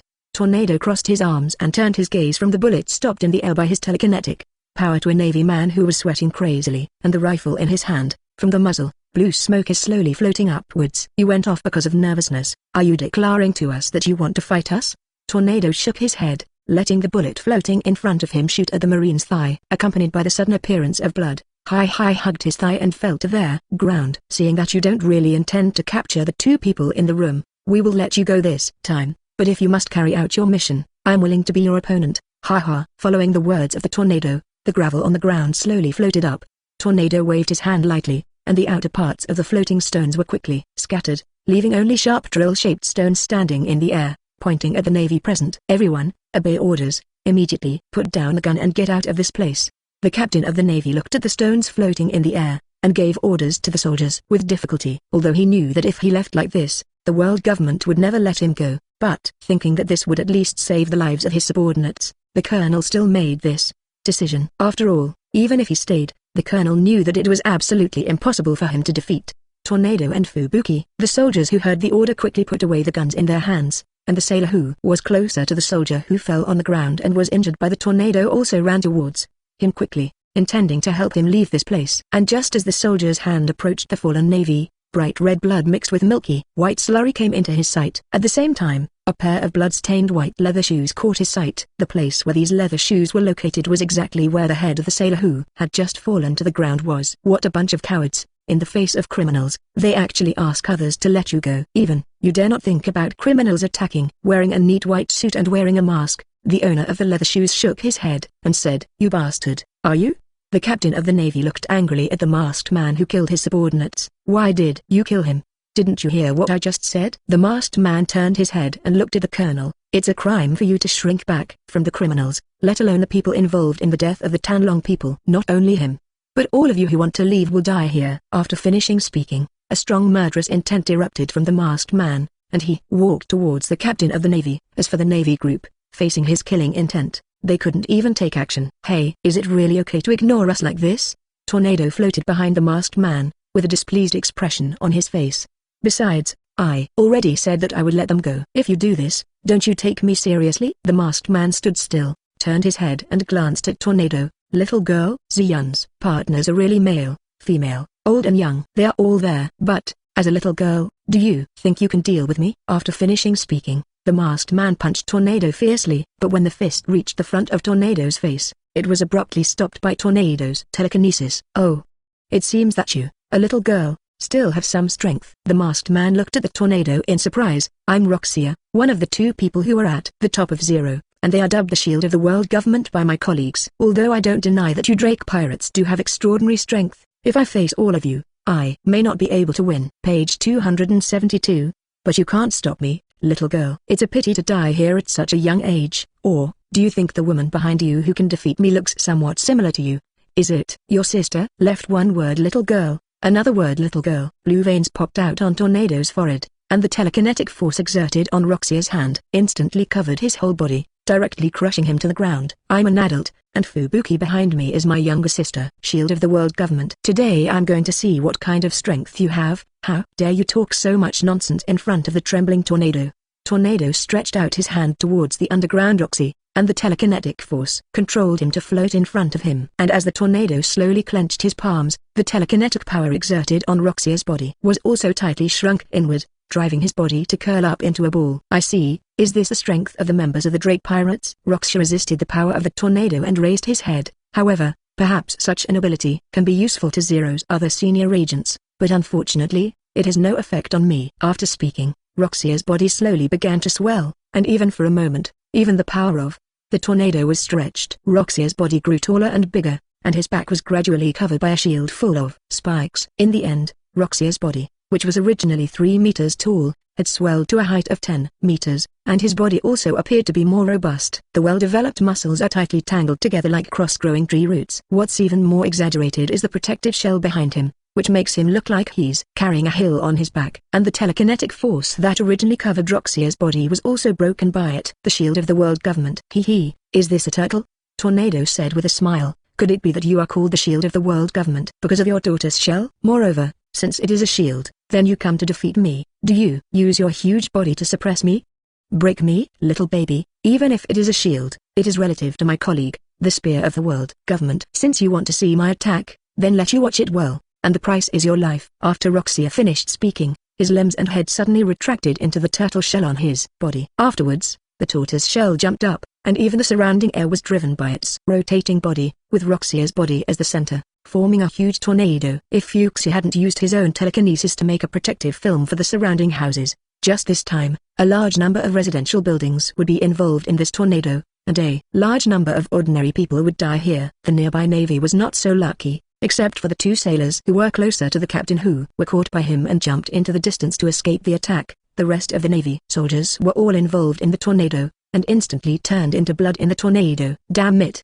The captain of the navy pressed the 2 sailors tightly to the ground, his face extremely grim. This guy, since he doesn't take the lives of marine soldiers seriously. After pausing for a while, the tornado formed by Roxia quickly smashed towards the tornado. Facing Roxia's attack, Tornado smiled coldly, and surrounded Roxia with a lot of telekinetic power, instantly blocking Roxia's tornado. Within the psychic hood formed by the psychic power, only Roxia is still spinning. How is this power possible? Roxia saw the tornado he formed and was disintegrated by the tornado in an instant, and was surprised for the first time in his heart. Is it only to this extent? Long Wan said disdainfully. Now I know why you are called a shield. Your attack is not enough at all. What is a little commendable is probably your body that can stretch my mind. However, the power I use now is not at the same level as before. Can you still open this mind shield now? Don't underestimate me. I am the shield of the world government. Inside the tornado's mental shield, Roxia spun even faster, and the spikes on its tortoise constantly collided and rubbed against the tornado's mental shield. Violent roars and dazzling flames continuously came out from the mind shield. I want to see how long you can go.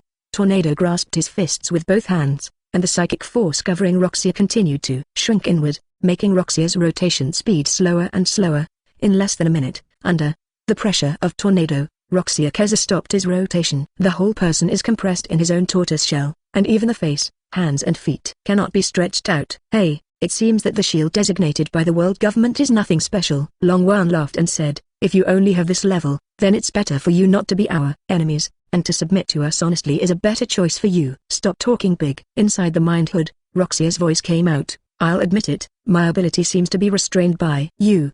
But this definitely doesn't mean that our world government's ability is weak. The spear who is good at attacking, if you face her, you will definitely be killed in an instant. Even your cover can't prevent her attack. Oh, then I really want to compete with the person you mentioned. Long Wan laughed. However, you have no chance to see this scene. Page 273. As he said that, Long Wan clasped his palms together, increased the shrinkage of the psychic cover, and planned to squeeze Roxia into a meatloaf. However, after knowing for a few minutes, the tornado did not succeed. This guy, how can he be so tough? I tried my best, Long Wan said with a slight sweat on his forehead. Since even my sister's full strength can resist it, Fubuki said in surprise, this kind of defense is indeed worthy of the title of the world government shield. It's useless, even if my attack can't affect you, but your attack can't hurt me. Roxia said, if you want to defeat me, unless you pull down the meteorite from the sky, otherwise, you don't want to inflict a single wound on me. Sister, shall we use seawater or sea stones? Fubuki walked up to Tornado and asked, looking at him.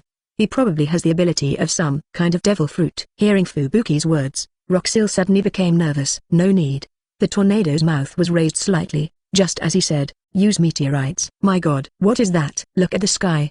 The meteorite is falling. More than one meteorite. Run. Accompanied by the words of the tornado, 5 huge meteorites appeared in the sky and fell in the direction of Wuxiap. The people who were still living normally on the Chambord Islands panicked instantly and ran away in all directions. As you encountered the meteorite came. Let me try your turtle shell. Is it harder than a meteorite?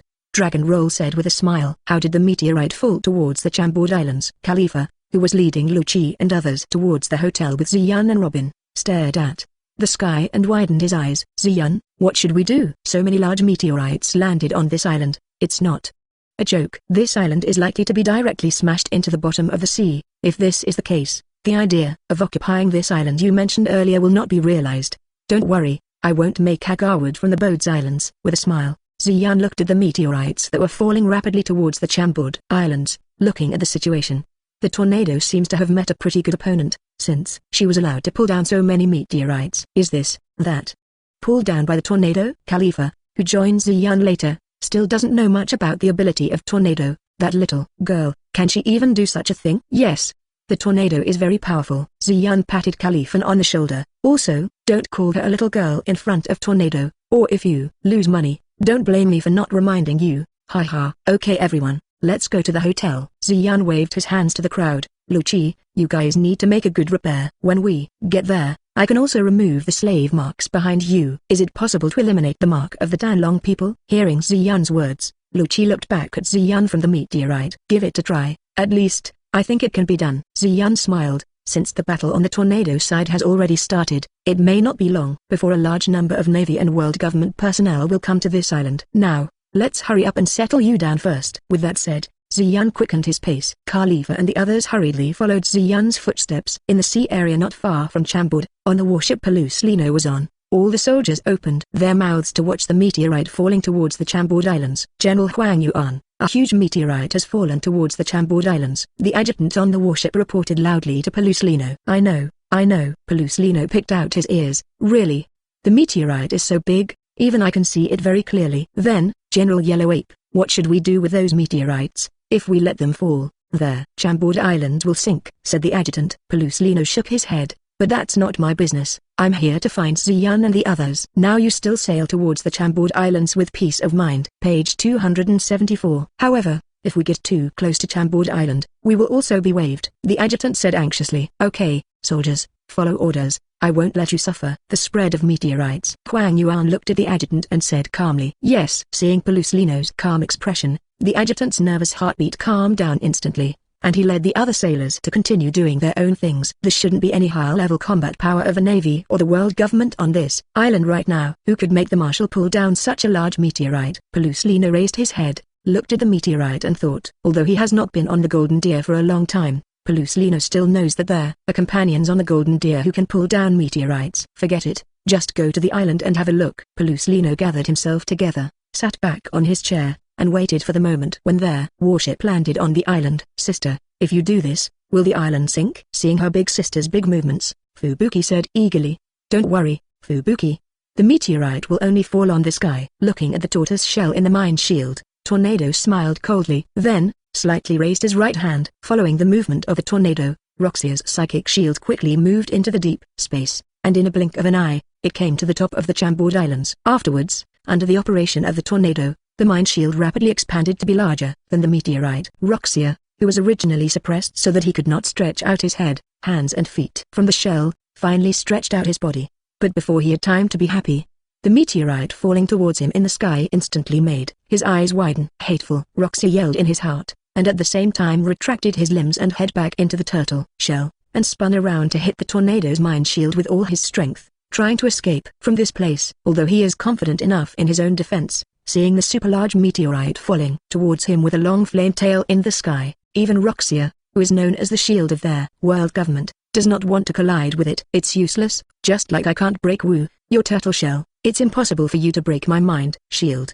Tornado smiled, turned his head to look at Fuxiap. Fuxiap, you also use your telekinetic power to cover the outside of my telekinetic cover. Even if I am such a meteorite, I can't guarantee that it will not hurt this kind of meteorite. The island has done damage. Fubuki nodded, and quickly covered his own telekinetic power on top of the tornado's telekinetic power. forming a stronger telekinetic shield. Soon, under Wuxia's perception, under the desperate eyes of everyone on the island, their meteorite approached the Chambord Islands and came to the top of Wuxia. Taste the taste of meteorites, Tornado said with a smile, and quickly opened the area above the psychic shield, allowing meteorites one after another to fall directly on Wuxia's shell. Boom! A violent roar sounded, and it was continuously transmitted to the distance with the sea wind. 203, 204. It didn't fall.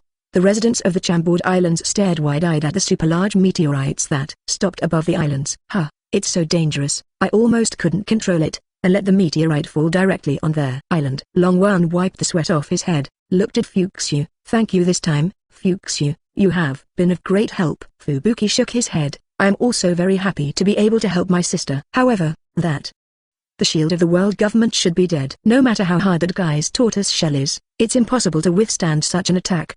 Tornado shook his head. Even with your assistance, I can ensure that these meteorite drives are on this island. After finishing speaking, Tornado gathered together the fragments of the meteorite that had stopped in the air, and threw them into the sea not far away. Page 275. And Wuxia, who was still crazily hitting the tornado mental shield just now, has disappeared, leaving only some fragments of turtle shells scattered around. Blowing snow, please continue to guard here for a while. Long Wan stretched his waist. I'm a little tired, now I'll go back to Ziyun's place to rest. With your current ability, I can safely leave this matter to you. However, when facing any opponent, don't be careless. Fubuki nodded. Understood, sister. You can go back and rest at ease.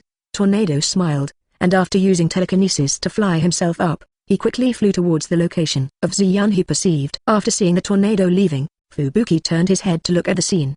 The captain and two sailors who were still there. Why, are you still not leaving? Do you need me to give you a ride? The captain of the navy stood up from the ground without saying a word, looked at Fubuki, and quickly left the place with two sailors. Today, because almost all of his subordinates were killed, he has great doubts about the justice of the navy and the world government. In his heart, he even had the idea of quitting the navy. Let's go back and report what happened here first.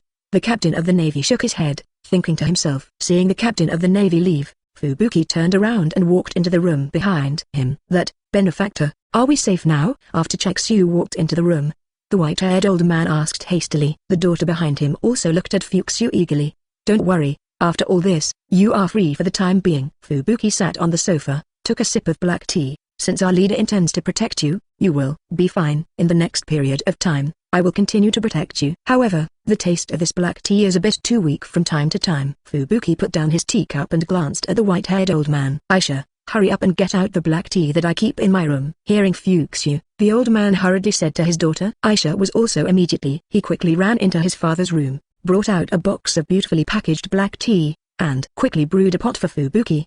Although it's still not up to the standard of black tea I used to drink, at least it's barely enough to drink. After taking a sip, Fubuki nodded and said, you don't have to be cautious, you can stay at home peacefully during this time. When we finish everything here, you will worry that you will be targeted by the Tanlong people. The father and daughter nodded, and sat together on the chairs beside them. Silently close your eyes and pray. Holy Land Mary Jo, in the office of the 5 Old Stars. Is that so? I know. Pay close attention to the situation in the Chambord Islands. The blonde Wu Loxing put down the phone in his hand with a gloomy expression. Why, what happened to the Chambord Islands? Your face is very ugly. The 5 Old Stars with curly beards said. Roxil, who arrived at the Chambord Islands first, had a conflict with members of the Drake Pirates and is dead. The blonde 5 Old Star said. The 5 Old Stars with curly beards were stunned. That, how could Roxia have a conflict with the members of the Drake Pirates? We should have clearly asked him, but the members of their large army have not arrived. So can't we conflict with them? With his ability, how could he be killed? It seems that Roxia took the initiative to contact Ziyun's partner. Maybe he thinks he can quickly resolve the battle. The blonde Wu Loxing shook his head. According to reports, the enemies he faces this time are a little girl and that woman who defeated the sand crocodile. Neither of these two people has shown any great abilities, so Roxia thinks he has a chance of winning. Forget it, since that guy is dead, let's not discuss him anymore. The most important thing now is who we want to arrange to go to the Chambord Islands. Since those two women can defeat Roxia, then Alice, the spear of our world government, will not be able to complete this mission. The 5 Old Stars with curly hair shook their heads and said. The 5 Old Stars with long beards frowned. Since this is the case, we can only increase their number of 0 senior agents, and now we have no other combat power for the time being. No need. Holding the sword, Wu Loxing slightly pulled out his own knife. Let's exclude senior agents. According to the original plan, too much investment in senior agents The safety of the Holy Land and other places may also cause problems. When the time comes, I will go with Alice. Page 276. I want to see how powerful Blue Star is. Are you going? The blonde Wuxing looked at Wuxing holding the sword. If you go, we can rest assured. But Master Harem is still sleeping. We should continue to guard this place. The 5 old stars holding the sword shook their heads. Here, with the 4 of you in command, there will be absolutely no problems with Lord Im. But that Blue Star's development momentum is too fast, and this time it even killed the celestial dragons in front of the whole world, so they must be contained in time. Also, the revolutionaries have also taken action. This is also a great opportunity to catch everything. The blonde Wuxing nodded. Since that's the case, I'll leave this matter to you. On the Holy Land side, the 4 of us will take care of it. The other 5 old stars also expressed their agreement. Dragon, do we really want to go to the Chambord Islands now? It's not peaceful right now. On a big ship without any flags, the monster king Ivankov with heavy makeup rode to ask their leader of the revolutionaries, Monchulin. Moreover, so many combat forces have to be sent over. It is necessary. Ivankov long looked into the distance of the sea. We have been looking for the Drake pirates recently, and now they are staying in the Chambord Islands. Of course we should go there. Although Ziyan and the others claim to be pirates, judging from what they have done after occupying Dual Island and the Magnetic Drum Kingdom, they are definitely not vicious people. Although the means of occupying the islands are a bit tough, the way they rule is really good. The people on the 2 islands are now living much better than before. Many pirates also avoided those 2 islands one after another. And those 2 islands were relatively chaotic before that. The king of the Magnetic Drum Kingdom was even more of a tyrant. Therefore, the islands they occupy, according to the standards of our revolutionaries, are islands that need to be liberated. They have been to Alabasta before, but they did not attack this beautiful country. Instead, they eliminated the hidden danger of crocodile. Alabasta. It can be seen from these deeds that they share the same ideas as our revolutionaries. In addition, they have great power to achieve our great goals. Therefore, seeking cooperation with them is what we must do now. And to cooperate, there is nothing faster than becoming a comrade in arms. Therefore, we must participate in the matter of the Chambord Islands this time. Ivankov shrugged. Well, you are the leader, you have the final say. We trust your decision. Ziyan. The tornado flying in the air saw Ziyan walking on the road, gave a happy hand, and landed towards Ziyan below. Ziyan raised his head and looked at it, smiled and stretched out his hands to hug the tornado. In the way of a princess. You made a lot of noise just now, Ziyan said with a smile. It's a good thing you didn't let the meteorite fall directly on this island. If so, my idea of taking over this island will come to naught. Anyway, I'm also a professional hero, so I won't hurt ordinary people on this island. Tornado replied. Although the people on this island are quite frightened. Ziyan raised his head and looked forward. Look. Even people from the previous era who lived in seclusion in this place have come out to look for you. Hee, she is such a powerful little girl. Wearing a pair of slippers and glasses, Li, the king of the underworld, walked towards Zutyan. To be honest, I was so scared just now, I almost couldn't help but took my sword and slashed at those meteorites. Little girl. Blue veins popped out on Long Wan's forehead. You old guy, try calling me a little girl again. Accompanied by the words of the tornado, the ground beside Li began to crack, and clods of soil floated beside Li. Wait, I didn't come to fight with you. Rawley quickly waved his hands. If there is something wrong with my title just now, then I apologize. Ziyan patted Long Wan on the back. Forget it, Long Wan, you just had a big fight, so you should be very tired now. It's better not to use your ability anymore. Anyway, he also apologized. Hearing Ziyan's words, Long Wan nodded, dissipated his thoughts, buried his head in Zutyan's arms slightly, and gently closed his eyes. Seeing that tornado was about to fall asleep, Ziyan smiled. It seems that I am really tired. I should have encountered a very difficult enemy just now. Go to sleep, I will take good care of you. With eyes closed, Tornado nodded, raised the corners of his mouth slightly, and arched into Zutyan's arms, found a comfortable position and stopped. Page 277. After a while, an even breath came out from Tornado's body. Then, what's the purpose of coming here, Roger's deputy, Pluto Rayleigh? Seeing that Tornado fell asleep, Ziyan kept his arms still and looked up at Lee. There should be no intersection between us, right? Haha, I don't have any malicious intentions, I just want to see the big guy who has been making a splash in the sea recently. Lee smiled. I also want to know what you want to do when you come to this island. The meteorite that just fell almost made me think that you are going to destroy this island. Simply put, this island is my favorite. Ziyan smiled and said. Besides, I can't bear to see some things on this island. The slave business and the Tanlong people, since they came to the island, they will naturally eradicate the cancerous tumors on these islands. Haha, young people are really courageous. However, since you can kill the celestial dragon directly, I don't doubt your words. Hades Rayleigh laughed. Oh. Isn't this the legendary Hades? What are you doing here? What? Peluslino appeared in the sight of Ziyan and the others with 2 boxes and a group of Marines. At the same time, the Marines took out their guns and pointed at Li, Ziyan and others. Isn't this Admiral Huang Yuan? What are you doing here? Are you going to deal with Ziyan and the others by yourself? Li smiled and looked at Peluslino. As far as I know, you guys were beaten badly by them. Peluslino tilted his head. Perhaps, I'm here to arrest you. After all, compared to them, the difficulty of catching you is much lower. Haha, it looks like I'm really underestimated. Riley said. General Huang Yuan, what should we do next? The naval adjutant asked nervously. Facing Pluto Lili and Ziyan's group, the adjutant was very nervous even though he was standing beside the Navy's highest combat power, General Huang Yuan. Really, didn't everyone tell you not to follow me? Peluslino shook his head. I told you all, you just need to stay on the boat. Since General Yellow Ape is going to carry out such a dangerous mission, of course we can't back down. The adjutant calmed down and said with a firm face. Is that true? I hope you won't regret following me. Peluslino said. It's the Admiral. Come on, take me there. Not far away, a celestial dragon sitting on a strong slave shouted loudly at the slave, picked up the braid in his hand, and twitched the slave violently. The slave had no choice but to speed up his crawling and came to Peluslino's side, and their bodyguards behind Tan Longren also followed closely behind Tan Longren. Admiral, kill this man quickly. The Tan Long man looked at Ziyan with red eyes. This guy killed my son. I order you to immediately kill him with your hands. It's a Tan Long person. This is really troublesome. Peluslino curled his lips. But, I don't want to fight with them.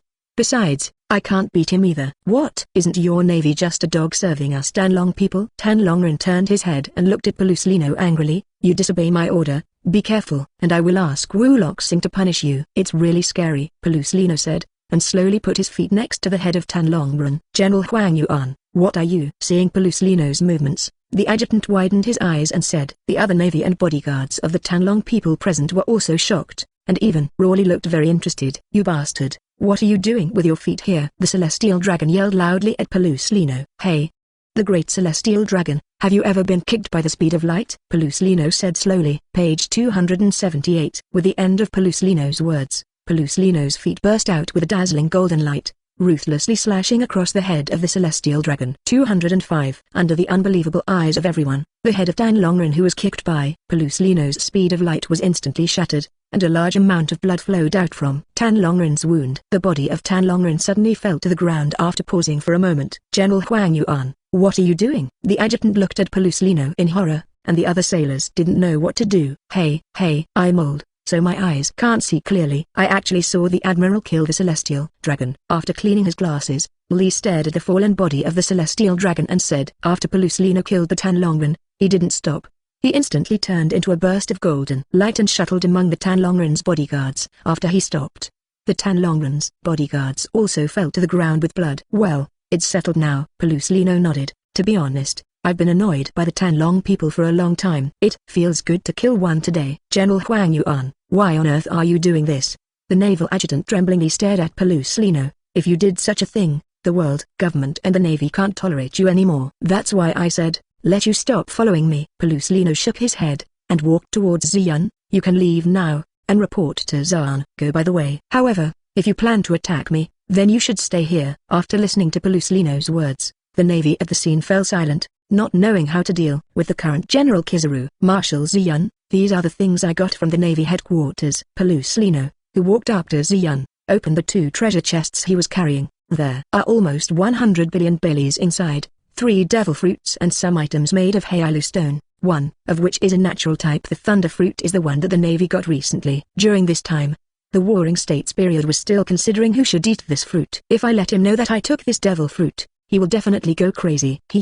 Just the fact that you killed the Tan Longren is enough to make him mad. Ziyan smiled. If people in the world know that the Admiral protecting the Tan Long people suddenly shot and killed the Tan Long people, the reaction of those guys will be very beautiful. I don't know if the world government will still be able to trust the navy, and whether the Tan Long people will be able to trust the Admiral. Isn't that right? Is the Yellow Ape General of the Navy actually a member of your Blue Star? Li looked at Ziyan in shock. You, Blue Star, are too powerful. What can we do to make a general give up his navy status and join you? And many more. Li paused for a moment. Maybe the Yellow Ape has been one of your people from the very beginning? If so, isn't it that you, Blue Star, started planning many years ago? But if that's their case, why expose yourself now? Retired people don't think so much. Ziyan smiled. Picking up the thunderbolt fruit, I never thought I would get this fruit. From this point of view, that guy Onalu is really right. However, although there is a one nature type devil fruit, there are only 3 devil fruits in their Navy headquarters. Isn't that a little small, Peluslino? Ziyan looked up at Peluslino and said, there's no way around this. Under normal circumstances, when a Navy gets a devil fruit,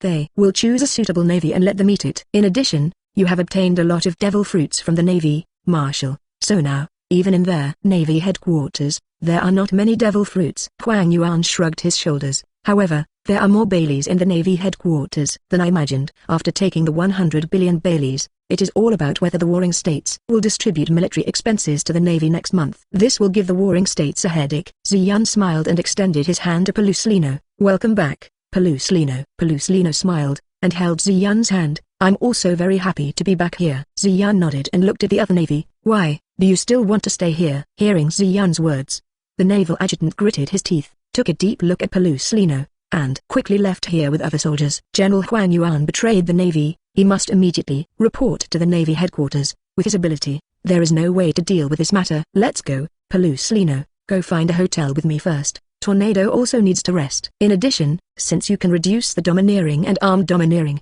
then I would trouble you to guide these people a little bit. Page 279. With that said, Ziyan looked at Lucci and the others. It can be seen from their shocked faces that they haven't recovered from the fact that Peluslino is Ziyan's man. How about it? It should be possible to let General Huang Yuan guide you, Ziyan said with a smile. Lucci and the others mechanically nodded. If you are interested, you can also learn from Khalifa. Ziyan turned to look at Khalifa. Your physical skills are not weak. I believe if you have a good teacher who knows, you can learn to color domineering in a short time. And if you are interested in my boxing, I can also guide you. Thank you, Ziyan. Khalifa said. These people should be agents of 9. Huang Yuan rubbed his chin. That Khalifa aside, are other people really trustworthy, Marshal? Now they can say yes, there's nowhere to go. In this case, the possibility of betraying us is very small. And, I also want to try to trust them. After speaking, Ziyan deliberately touched Khalifa's golden hair. Well, since it's the Marshal's idea, I'll obey it. Peluslino nodded and said. 206. What did you say? In the Navy headquarters, Sengoku's voice in the office suddenly rose, and he shouted at their phone bug, Soldier, this is not a joke. You are sure what you said is true? It's true, Marshal of the Warring States.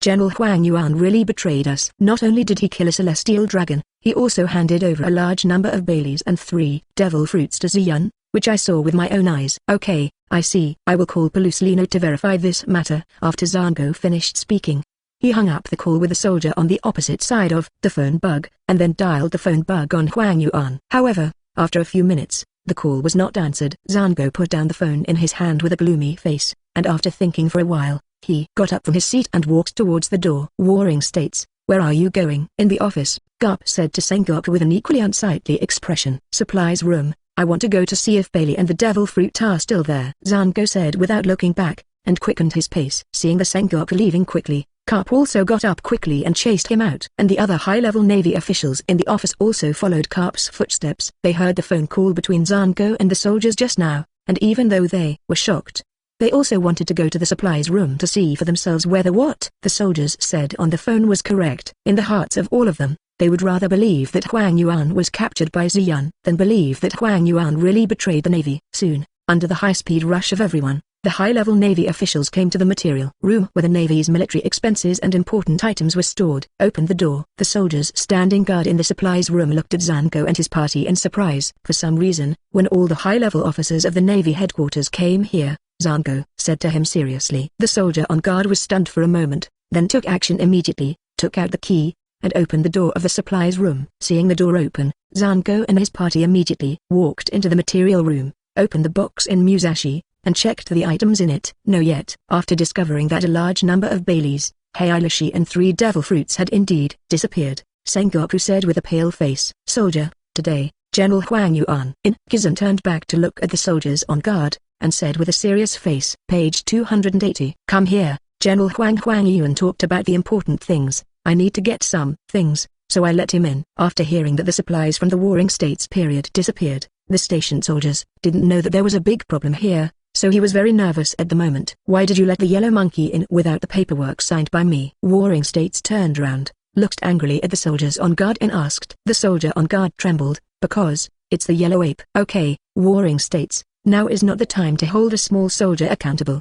He walked up to Zango and patted him on the back. The most important thing now is what should we do? The world government will definitely ask our navy to give an explanation. I don't understand, Crane. That fellow Peluslino has been in the navy for decades. Although he has always looked lazy, he has indeed done a lot for the navy. But now, such a guy has suddenly become Ziyun's partner. How can I accept it? How can I trust other people in the navy? Warring States said gloomily. Don't think too much, Sengoku. Garp patted Sengoku on the shoulder. The matter of Peluslino cannot be extrapolated to other navies, otherwise, it will cause a huge reaction. We cannot afford the consequences of that. The matter of Peluslino should be just a special case, but now that I think about it, Peluslino's previous behavior did have many unreasonable things. That guy and I participated in 2 operations against the Drake pirates, and both times he was taken to other places and disappeared from my sight. But when he came out, he had already been locked in Shanghai Laoshi. However, there is no wound on his body. Looking at it now, that Zero top agent was also killed by Peluslino. Zango took a deep breath.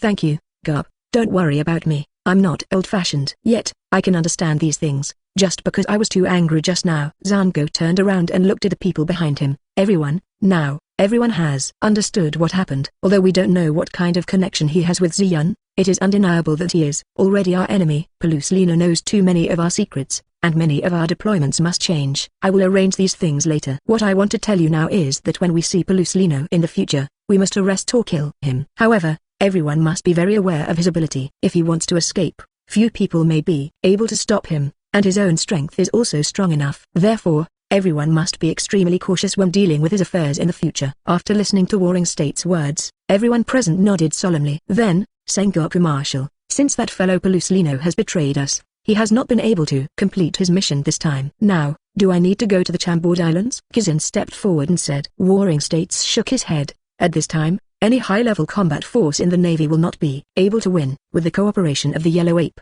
even you will definitely be captured by Ziyun. So, after all the people from Kyuhai have arrived, everyone can go together. As to the majesty of the Navy, Warring States raised his frowning brows. That guy Peluslino has already lost our dignity. Even if we send someone now, there is no way to restore it. The only thing we can do is to wipe out Ziyun and his gang in the next action. Hearing what Sengoku said, Kizun nodded. Report, Warring States Marshal. A communications soldier ran into the supplies room. Wu Laoxing called you, and he seemed very angry. Zango sighed. Understood. I'll go over to answer the phone. 5. Page 281. In the Warring States period, when facing the accusations of the 5 Elder Stars, Ziyun finally came to the hotel with Tornado, Robin and others. After arranging their respective rooms, Ziyun came to her room with a somewhat tired Tornado and Khalifa talked about the latest situation with her former 9 special companions.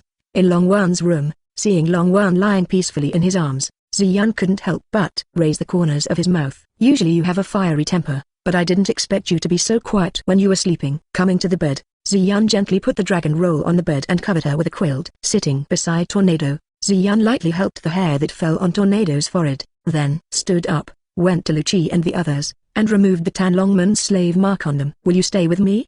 Tornado grabbed Ziyun's palm. Ziyun turned his head and saw that Long Wan was holding the quilt with one hand to cover half of his face, and the upper half of his face exposed outside had turned red into a big apple. For so long, I haven't found much time to be alone with you, so, just stay here with me now. Dragon Roll said softly. Ziyun smiled, sat back on the bed, and touched Long Wan's lovely face. Speaking of which, you have been in this world, Tornado, for a while. How are you? Are you still used to life here? Long Wan nodded. Compared with my previous world, this place is actually much more stable. Although there are many vicious people in this world, and there are fat pigs and moths like Tan Long people, it is actually much better than our world where weird people frequently appear. After all, we have quite a few weirdos who can directly destroy a city. Coupled with the sudden appearance of weird people, even if there are our professional heroes, the lives of ordinary people are still difficult to be guaranteed, especially when some heroes simply don't have the strength to match their rank. There are strange people in the world. I don't know what kind of place it is. Ziyun sighed. Then, after coming here for so long, have you ever thought about going back?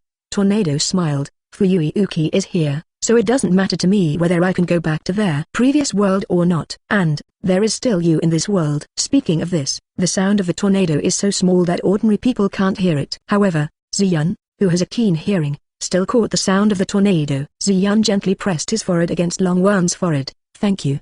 The lady is near.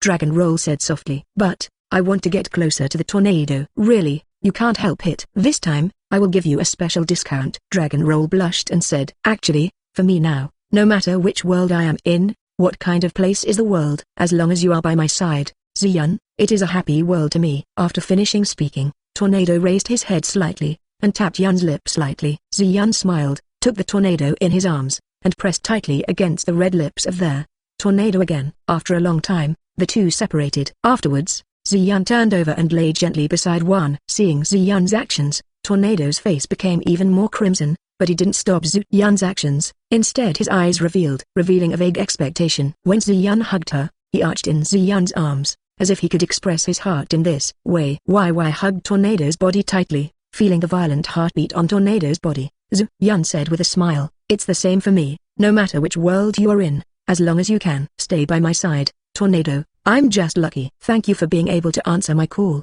In the days to come, I will definitely not disappoint you. Long Wan buried his head in Ziyun's arms and said softly, where are you going, Khalifa? Robin looked at Khalifa passing by his door and asked, have you finished chatting with your former companions? It's Robin. Page 282. Khalifa turned to look at Robin. We've already talked about it. Anyway, everyone will do things for Ziyun in the future, and there will be many opportunities to meet each other, so we can chat slowly. Really? It looks like you are very happy today. Robin looked at Khalifa with a smile on her lips and said, are you going to thank Ziyun now? If so, I advise you not to go for now. After Ziyun carried the Tornado to the room just now, I haven't come out. I think you'd better not disturb them now. Hearing Robin's words, Khalifa was slightly taken aback. After thinking for a while, Khalifa nodded and turned to walk towards Tornado's room. It looks like you've made a decision, Khalifa. Seeing Khalifa walking firmly towards the Tornado room, Robin smiled. Ziyun, you are really a likable man. However, he is indeed a very attractive man. Robin shook his head slightly, turned around and walked into his room, took out a book and continued to read. Scheherazada's story is really good. Robin touched the handwriting on it with his bare hands. Ziyun's handwriting is quite good, compared with the writing written by Zishibu. It has a different style. Boom, boom, boom. Ziyun, it's me, Khalifa, can I come in? Outside the door of the Tornado, Khalifa lightly knocked on the door of the Tornado. What's the matter, Khalifa? Ziyun's slightly excited voice came from the room. I'm busy now, if you have something to do, you can come to me later. Hearing Ziyun's words, Khalifa bit her lips, took a deep breath to cheer herself up, opened their door with her own ability, and gently pushed the door open and walked in. And after entering the room, what caught Khalifa's eyes was exactly the same as what she thought before. Really, Khalifa? Didn't I tell you to wait a while? Ziyun stopped his actions, looked at Khalifa complainingly and said. At the same time, Tornado also cast a complaining look at Khalifa. Sorry to bother you. Khalifa smiled apologetically, and locked the door again. It's just that I want to thank you, Ziyun, when I have the courage. Just for this. Ziyun looked at Khalifa slightly dissatisfied. Khalifa smiled, walked quickly to Ziyun's side, and lay down beside him. The thank you gift is mine. I don't know, Ziyun, are you satisfied? 208. Really, it's clearly me and Ziyun's world, yet you want to disturb us. In the bathroom, Tornado complained to Khalifa. Khalifa smiled, squatted down slightly, and used her ability to produce a small amount of foam on the Tornado's hair. Sorry, Tornado, I really don't want my newfound courage to fade with time. Just let me wash your body as an apology. Forget it, for the sake of seeing Ziyun very happy, I will spare you this time. Feeling Khalifa's gentle movements on her head, Tornado said softly. In her heart, she didn't really mean to blame Khalifa. After all, just now, Khalifa also taught Tornado a lot of useful knowledge. However, Khalifa, your ability is really suitable for bathing. Lying in the bathtub full of golden bubbles, Ziyun looked at Khalifa and Tornado with a smile on his face. It really doesn't need to be done by yourself. You can clean your body. After enjoying this kind of treatment, it will be difficult to take a bath like in the past. If you want, I will give you a bath every day, Khalifa said with a smile, brushing the hair of the Tornado with her palm. And with Khalifa's movement, the bubbles on the Tornado's hair disappeared instantly, revealing the Tornado's shining green hair. Page 283. After finishing all this, Khalifa stood up and walked to Ziyun in the bathtub. Then, let me help you brush your back now. Ziyun turned around, turned his back to Khalifa and said, then I will trouble you again, Khalifa. Khalifa smiled slightly, rubbing her hands gently on Ziyun's strong back. Of course, I'd love to. Ziyun smiled, turned his head to look at Long Wan beside him. Long Wan, come here too, I'll rub your back for you. Hearing Ziyun's words, Tornado raised the corners of his mouth happily, and floated in front of Ziyun. Ziyun hugged the Tornado and sat on his lap, picked up the golden bubbles from the bathtub with both hands and began to massage the Tornado's back. How about it, Tornado? This is the massage technique I learned from Tsunade. It's not bad, Ziyun said with a smile. Tornado snorted comfortably, Although there is no way to compare with Tsunade, Ziyun's technique is indeed very good. For Tsunade's massage technique, the dragon roll is still passable. Although Tornado once said seriously to her hand that she was a 28-year-old, Tsunade didn't care about it, so as long as she has a petite body, even if she is very old, she can't help playing with her body often. Because Tsunade is a companion, plus Tsunade is willing to tell Tornado a lot of Ziyun's hobbies, and Tsunade's massage skills are really good, Tornado let Tsunade. After the three of Ziyun cleaned up their bodies, Ziyun arranged the Tornado to rest in their room, and walked towards Lucci's room with Khalifa. Everyone is here. Ziyun, who walked into the room, saw that not only all the agents of 9 were in Lucci's room, but even Peluslina was here. Well, there's nothing to do anyway, so let's call them here for some domineering explanations. Peluslina turned around and said to Ziyun, fortunately, these guys are well-trained guys, and they all have great potential in armed domineering. It shouldn't take long to learn it, especially this Lucci. He is indeed a good guy. His body has reached a very good level in all aspects. After training, it shouldn't take long to reach the level of a lieutenant general in the Navy headquarters. That's pretty good. I'll trouble Peluslina to take care of them these few days. As he said that, Ziyun turned his head to look at Lucci and the others. Okay, everyone, now show off the seals of the 10 long people behind you, and I'll deal with it for you. Can such a thing really be done? Kaku asked suspiciously. The slave seal of the 10 long people is printed by a special method. Even if the part of the body where the seal was stamped is removed, the celestial dragon seal will still appear after the wound is healed. Master Ziyun, do you really have a way to remove this seal? Ordinary abilities may indeed have no way to get this slave seal, but my abilities are different. Ziyun smiled and continued, maybe it will be a little painful when it is removed, but as long as you have a little patience, you can say goodbye to this seal. Of course, if you want to keep this seal as a souvenir, I still don't have to erase it for you. I don't want to leave this seal, Kaba. Otonashi Owl said eagerly, taking off his own pair first, revealing the Danlongren seal on his back. Master Ziyun, please help me get rid of this disgusting thing. Although he has not been a slave of the Celestial Dragon for a long time, Otonashi Owl has truly felt the tragedy of being a slave of the Celestial Dragon. Even with the will he has achieved through years of training, he cannot bear the pain of being dominated by the Celestial Dragon. Physical and mental torture. Okay, let's start with you. Ziyun nodded, raised his finger and pointed at the back of Otonashi Owl. Purple rays shot out from his fingertips. With the movement of Ziyun's fingers, the purple light gradually outlined a mysterious symbol on the back of Otonashi Owl. Okay, in the next short period of time, my rune will gradually erode the seal of the Celestial Dragon behind you. Just be patient for a while. Just as Ziyun finished speaking, the runes behind Otonashi Owl shone faintly. At the same time, Otonashi Owl's body began to tremble slightly, and a lot of sweat began to drip from his forehead. And the slave seal of the Tanlong people began to fade slowly under the eyes of everyone. Finally, in less than a minute, it completely disappeared from behind Otonashi Owl. It really disappeared. Kuka looked at his partner's back in surprise, and went to Otonashi Owl's back and touched the place where the slave's seal was. Did it really disappear? Otonashi Owl, who was no longer in pain, turned his huge head, trying to see if the slave seal was no longer on his back. Don't worry, it's true. Kuka clapped the soundless owl vigorously. Okay, everyone, wait a while and sigh well. Page 284. Let me remove this seal for all of you first, Ziyun said. Everyone nodded and agreed with Ziyun's words. Soon, Ziyun eliminated the seals of the remaining 9 agents. Lucci, you have been here on this island for a while, right? Ziyun looked at Lucci and said, do you know that there are still Danlong people in this place? Lucci nodded. There are 3 three-day dragons here, from the same family.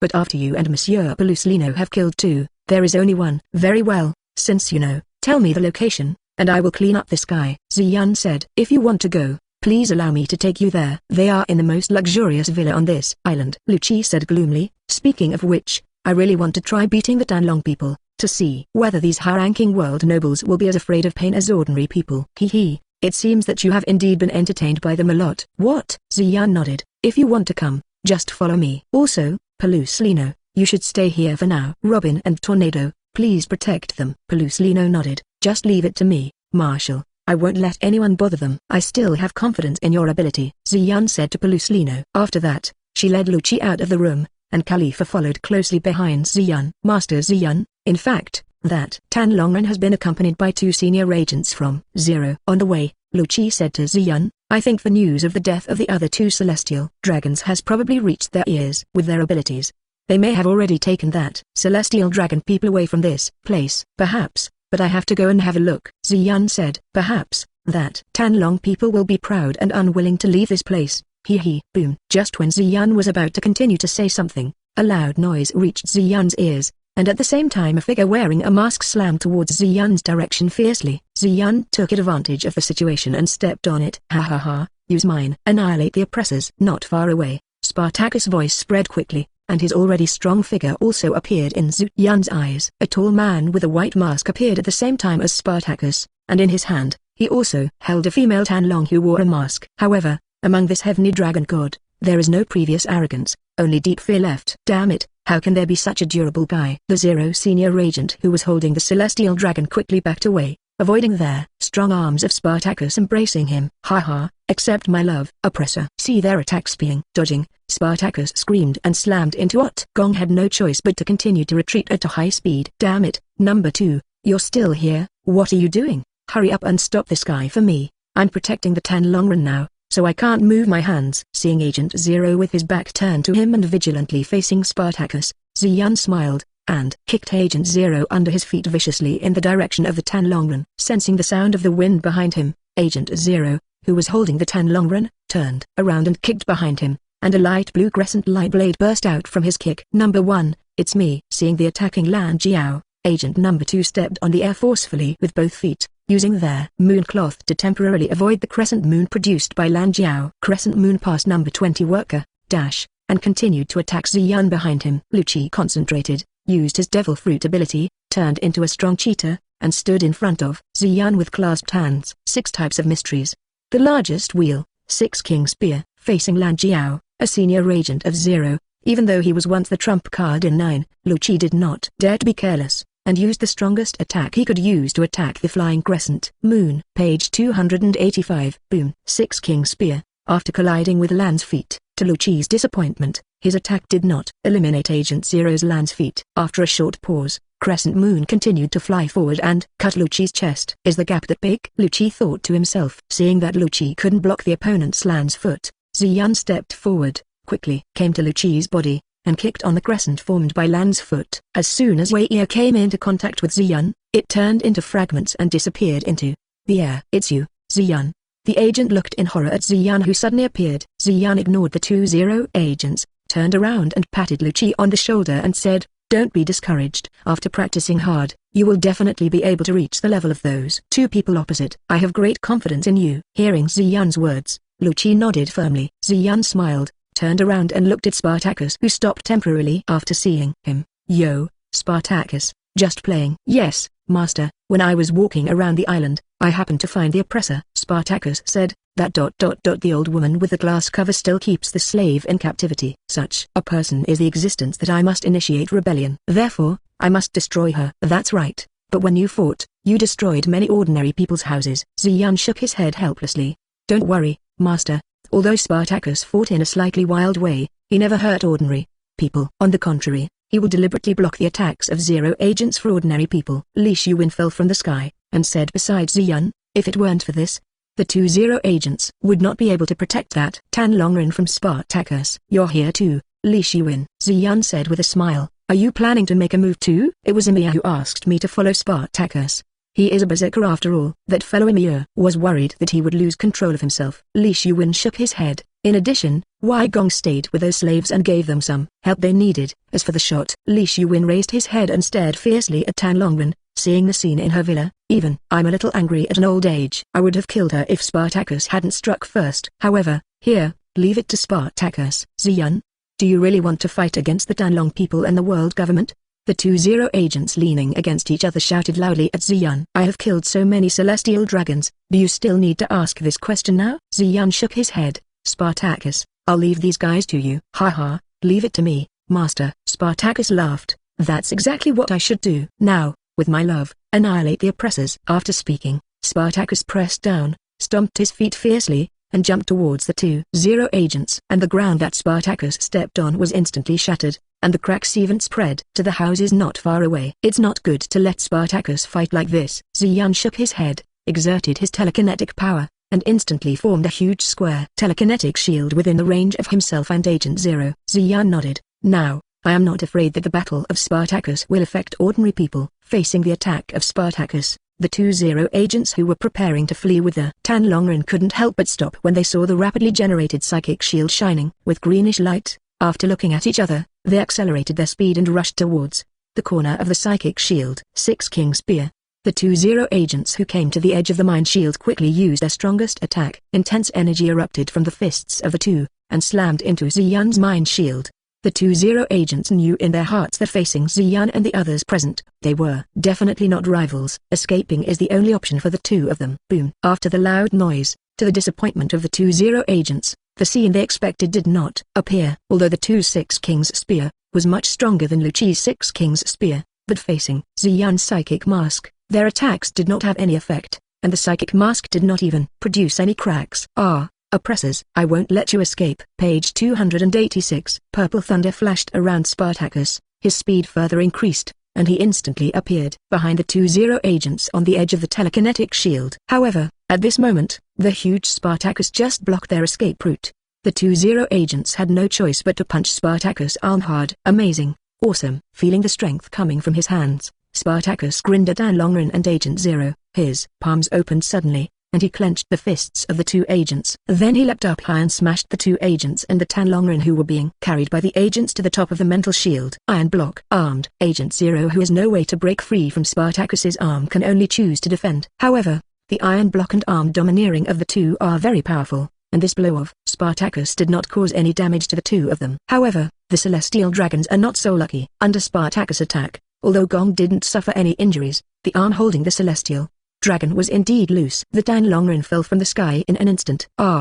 Raider. The Dragon Man slipped, and Spartacus immediately, taking Agent Zero in his hand as a big sword, he slammed it at the Tan Longren. Hateful. By Spar. The agent pulled by Dax saw that he was about to hit the Celestial Dragon. Immediately, he stretched out his hand to grab the back of the Dan Longren's neck, trying to prevent their Tan Longren from being hit by him. Gongsun knew that with the weak physique of the Dan Long people, they couldn't withstand such an impact at all. However, Spartacus obviously would not give Agent Zero such an opportunity. When the agent was about to catch the Celestial Dragon, he changed the direction in which his arm was waving, and smashed at the Celestial Dragon from a different angle. Gong only had time to paint with paper to make his body soft, and bumped into the body of Tan Longren. Although Agent Zero didn't use the paper painting very well and completely avoided their Tan Longren, it also prevented the Tan Longren from being directly killed by him. However, what I didn't see was that the direction where the Tan Longren fell was exactly where Ziyun was. Haha, it's not over yet. Spartacus turned over, stepped on the top of the psychic shield with both feet,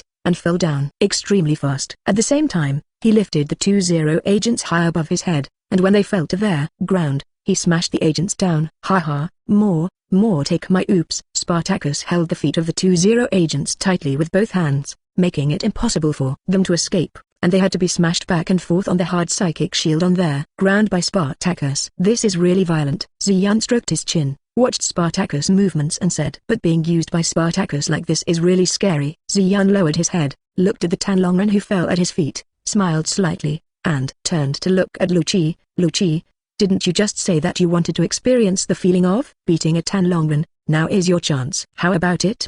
Do you want to try it? Certainly. Lu Qi looked at the unconscious Tan Longren and smiled coldly. I'm extremely happy to do this. While talking, Lu Qi walked to the side of the Tan Longren, and smashed the hood on their Tan Longren's head that was already on the verge of breaking. At the same time, the Tan Long people also woke up because of the glass chasing into the skin.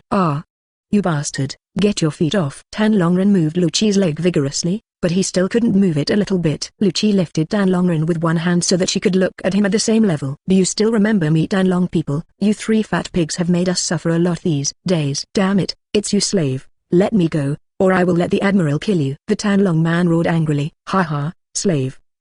Hearing Tan Longren call himself a slave, Lu Qi punched him in the abdomen, and suddenly, a lot of blood spewed out from Tan Longren's mouth. Lu Qi threw Tan Longren on the ground, turned round, took off his undershirt, and exposed his back. Sorry, Tan Long people, my slave mark is gone. I am no longer your slave. Page 287. And in the future, you Tan Long people will never want me to be your slave. Damn it, how could that? The seal can't be removed, Tan Long said in surprise. Lu Qi turned around and stepped on Tan Longren's head. You still said that the Admiral killed me. Don't you know that your man was killed by the Admiral? Haha. As he said that, Lu Qi ignored Tan Longren's cry of pain, and stepped on Tan Longren's face one foot after another. 211. Life returned. Hearing the screams of the Celestial Dragons, the 2 agents who were caught by Spartacus had no choice but to consume their own vitality and return their lives to the greatest extent possible. In an instant, the already strong bodies of the 2 agents who were captured expanded again, and the muscles on their bodies even shattered the pair they were wearing. After their bodies became bigger, the two of them gathered the extra strength in their bodies at the same time, and their bodies became smaller again, and escaped from Spartacus' palm by taking advantage of this airstrike. Although the bodies of the two became smaller than before, their physical strength and speed have become much stronger. The moment he broke away from Spartacus, he rushed towards the sky dragon who was beaten by Lucci. "I won't let you escape," Spartacus yelled. His dueling sword appeared in his hand, and he threw it fiercely at the Zero agent who was running at high speed, facing the swirling sword flying towards them.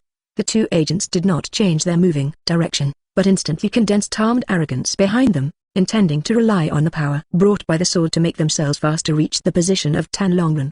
But the fact was exactly as the two of them had expected. Although the power of Spartacus' sword brought them great pain, it also instantly narrowed the distance between them and their celestial dragon. However, just when they were about to reach the Tanlong people, Li Shuwen appeared in their line of sight. "It is still a loyal vicious dog who is still going to save the Tanlong people." Li Shuwen's face was cold, and the big gun in his hand swept the Zero agent fiercely. The two who had no time to dodge were instantly bombarded in the direction of Spartacus. The two flying in the air hurriedly used the moon cloth to step on the air, avoiding the arm of Spartacus behind them. "Okay, Lucci, don't beat the Tanlongren to death. I still want to make a fuss about her." Ziyun patted Lucci on the shoulder, turned his head and looked at Agent Zero. "As for you two, with us here, do you think you still have a chance to rescue the Tanlongren? I think you should face Spartacus well.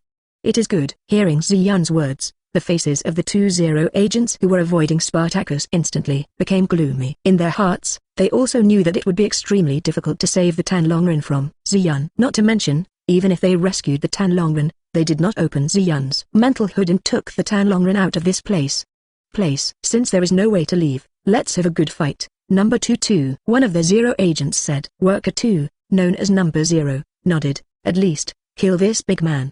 The two Zero agents nodded to each other, and instead of continuing to flee, they rushed towards Spartacus. Thick black fingers stabbed fiercely at Sparta's chest. Facing the attacks of the two agents, Spartacus just caught the finger guns of the two with his body. Puff. It worked. Seeing the blood dripping from Spartacus, the worker laughed excitedly. "Not bad. Ha ha. More. What a wound." Spartacus's body suddenly grew bigger again, reaching a height of 5 meters, and immediately waved his fist at the two agents. Although Spartacus's body became bigger, but his speed was not affected, and his waving fist quickly reached the two Zero agents. Paper drawing.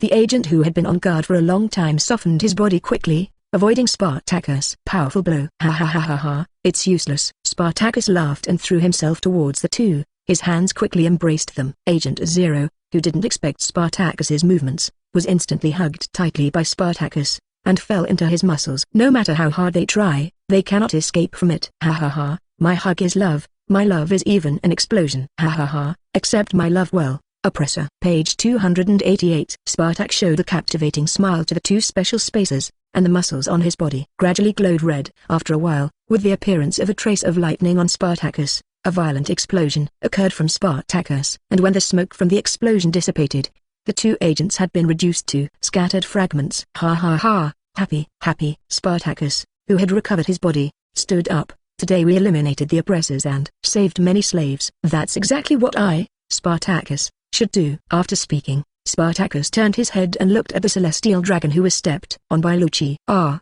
here's another oppressor." The corner of Spartacus's mouth split open, and he quickly ran towards the Tanlongren. Seeing the overwhelming madness of Spartacus, even knowing that he is Ziyun's companion. Now, Lucci is still a little startled. "Okay, Spartacus, let's stop for a while." Ziyun stood in front of Spartacus and said, "Instead of killing this guy like this, it's better to kill him in front of more people. Let the people of this world take a good look. These high oppressors can also be killed. If their heads are chopped off, they will also die." "Of course, you are the one who executed her in the end." "My lord is right." Spartacus stopped. "For such an oppressor, it is precisely to show their death to all their oppressed, so that the oppressed can muster up the courage to resist these Tanlong people." Spartacus nodded. "I'm willing to do what the master said, but I hope the master can let me kill him as soon as possible." Spartacus looked at the trembling celestial dragon and licked his own blade. "For such people, it is very difficult for me to restrain my killing intent.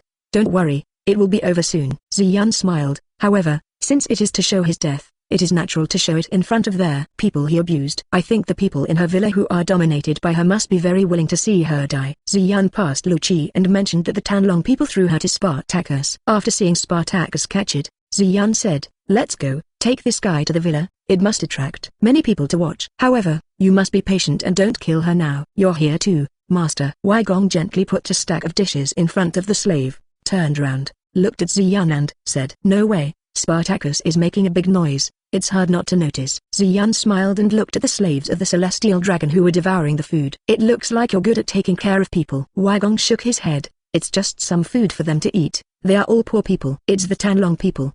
The Tanlong people are back. At this moment, a slave saw the Celestial Dragon on the shoulder of Spartacus and cried out in horror. Hearing his words, the other slaves of the Tanlongren also stopped their movements and looked at the Tanlongren. Ziyun smiled and walked in front of the slaves of the Tanlong people.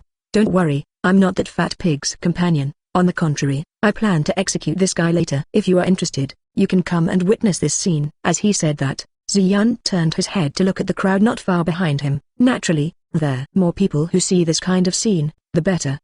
Are you really going to kill her? She is a celestial dragon. Even if there is even a little disrespect for her, the world government can punish us at will, asked a draconian slave. Let's not talk about this. Anyway, you will see the result later. Ziyun walked into the slaves. I want to know now, if you want to remove the Tanlongren seal on your body. If you want to, I can help you. Saying that, Ziyun turned his head and signaled Lucci to show them his backside. Lucci nodded, walked in front of the slaves, took off his undershirt, and exposed his back. I think you should know him. His seal has been removed by me. Although it will be a bit painful, at least it will prevent you from being tortured by this seal in your future life, Ziyun said. Seeing that Lucci, who was also a Tanlong slave with them, did not have a slave seal on his body, the slaves started to commotion. Page 289. They all clamored for Ziyun to remove that seal for them. Obviously, among the people here, none of them were willing to live with a slave seal. Hearing the return of the slaves, Ziyun didn't say much nonsense. Immediately, elimination of seals was carried out on everyone. With the experience of experimenting with rune magic on Lucci and others,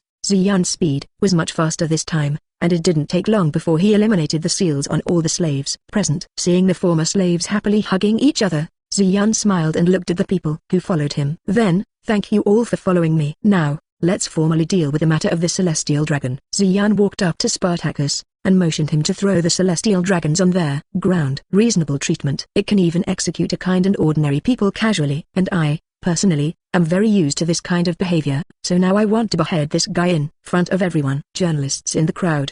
But remember to take good photos. Ziyun smiled, not giving everyone time to react, and signaled to Spartacus to move. Seeing Ziyun's actions, Spartacus laughed, and his sword appeared out of thin air in his hand, and under the horrified gaze of the Tanlongren, he quickly slashed across his neck. Puff. Looking at the body of the Celestial Dragon man who was splashed with blood, and the head, with wide open eyes and death, everyone was stunned. After all, although they heard Ziyun's words, many people still didn't seem to believe that Ziyun would really execute the Danlong people. The reporters among the crowd were the first to react and immediately picked up their cameras. Take a photo of Ziyun, Spartacus and the corpse of the Draconian lying on the ground. Ignoring the reporters taking pictures, Ziyun continued, I'm now announcing that their Chambord Islands have been taken over by us, Blue Star. I will give half a day to the Navy on the island and people from the world government to leave here, and after half a day, I will personally arrange for someone to send you away. In addition, some underground businesses on this island, especially the slave auction business, are no longer allowed. If I find out, I will let the person in charge taste the feeling of being a slave. Of course,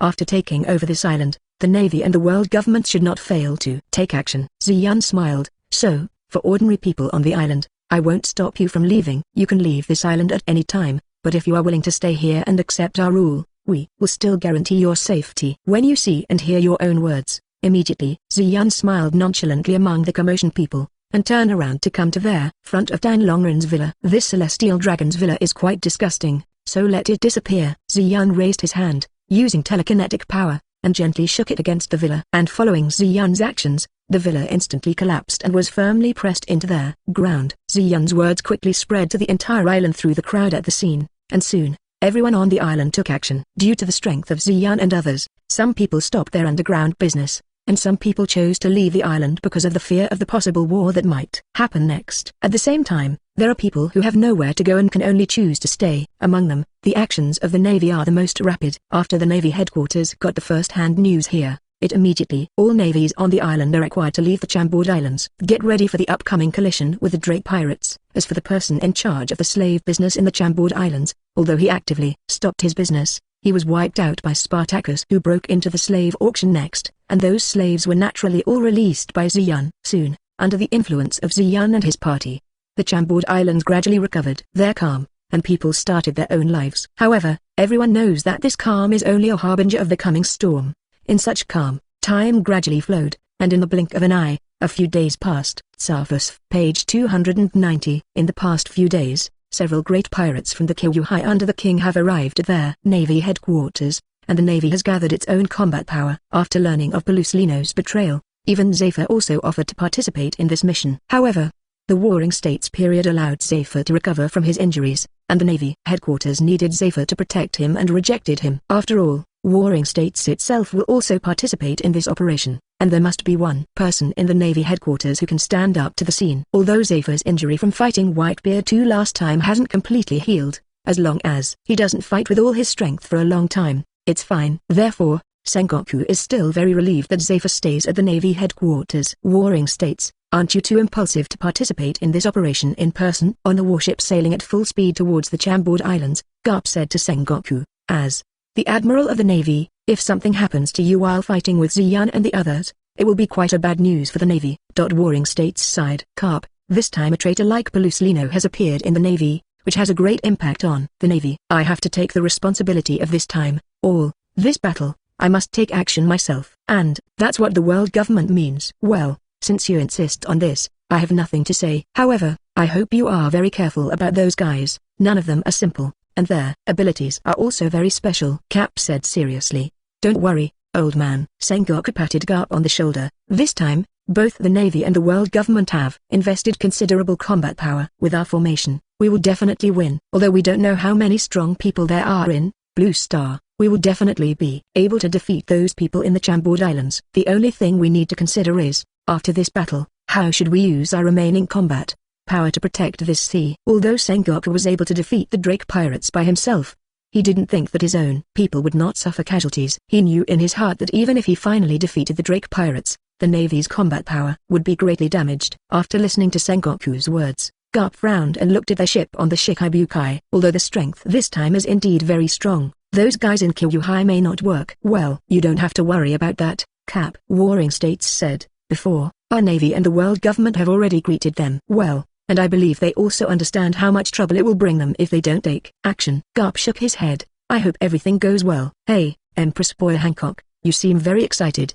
Are you so looking forward to this big battle? Ha ha ha ha ha. Amaya Doflamingo asked with a smile. You are not allowed to call my concubine's name, Tenyasha. After Hancock glanced at Doflamingo, he continued to look at the sea while frowning tightly. Ha ha, what a cold empress. Brother Doflamingo shook his head, turned around and took his seat. I'm really looking forward to it. The existence that dares to kill the Tanlong people. I really hope to meet you soon. However, it's good to kill those Tanlong people, but it's not good to stop me from running their slave business. Ziyun. Doflamingo thought to himself. Hey, ha ha ha, members of the Drake Pirates, I heard that each of those guys is a very powerful person. In this case, their shadows must be very powerful. Moonlight Morio said with a smile. I really want to get their shadows quickly and build my army. Be quiet, Moria. Has no one ever told you that your laughter is ugly? Hancock frowned and said to Moria. Hancock, how dare you talk to me like that? Moria looked at Hancock with an unkind expression. Hey, can you guys calm down a bit? I can't sleep well. On a chair, Kizan opened his blindfold and looked at Moria and Hancock. Humphrey, page 291. Hancock snorted coldly, and looked at the sea again. Ziyun, dare to kill the Tanlongren, and also has the method to remove the seal of their Tanlongren slave. If I ask him to help me, I don't know if he is willing. Hancock thought to himself. In the past few days, along with the news that the Tanlongren were killed spread all over their world, Ziyun also has a method to remove the seal of the Tanlongren. So, Hancock still knows this. It's really a bunch of troublesome guys, and they will quarrel if you don't pay attention. Kizan shook his head, and looked at Hawkeye who had been stroking his black knife quietly since he got on the boat. This guy is better. Sighing, Kizan put on the blindfold, lay down on the chair and continued to rest, getting ready for the upcoming battle. When the Navy group was rushing to the Chambord Islands, the ships of the Revolutionary Army arrived at the Chambord Islands first. This place is really different. Ivankov looked at the brand new Chambord Islands and sighed. When I came here, there were many crimes, but now, it is very stable here. Although it's a little quieter, at least there aren't so many dark sides. I don't know if those villains are scared to hide at home by the coming war and dare not come out. Perhaps but I'm more inclined that this is the result of Ziyun's rule here. Long said calmly, look at those people, they are all smiling and walking so steadily. There is no sign of being under the reign of terror. This doesn't look like an island ruled by pirates at all. And this also strengthened my determination to see Ziyun. Come on, Ivankov. Long quickened his pace. According to the residents on those islands, Ziyun and the others built a palace not far away. Let's go there quickly. Ivankov nodded, and closely followed the dragon with the other revolutionary army behind him. FD. Is this where Ziyun and the others live? Looking at the huge golden palace full of exotic flavors in front of him, Ivankov opened his mouth wide. By the way, is there such a building in the Chambord Islands? But I didn't see it when I came here. Maybe they built it themselves, but that doesn't matter. Long turned around and looked at his colleagues behind him. Everyone, next, I will go alone with Ivankov, and I hope you will wait for us outside. Wait, leader. Ziyun and the others are very dangerous people. Isn't it too dangerous for you and Ivankov to go alone? A revolutionary army cadre said. Don't worry, judging from their past deeds, they are not the ones who killed. In this case, it is better to express our sincerity if a few people visit us. Long said. Hey ha. Ivankov's big face appeared in front of the cadre.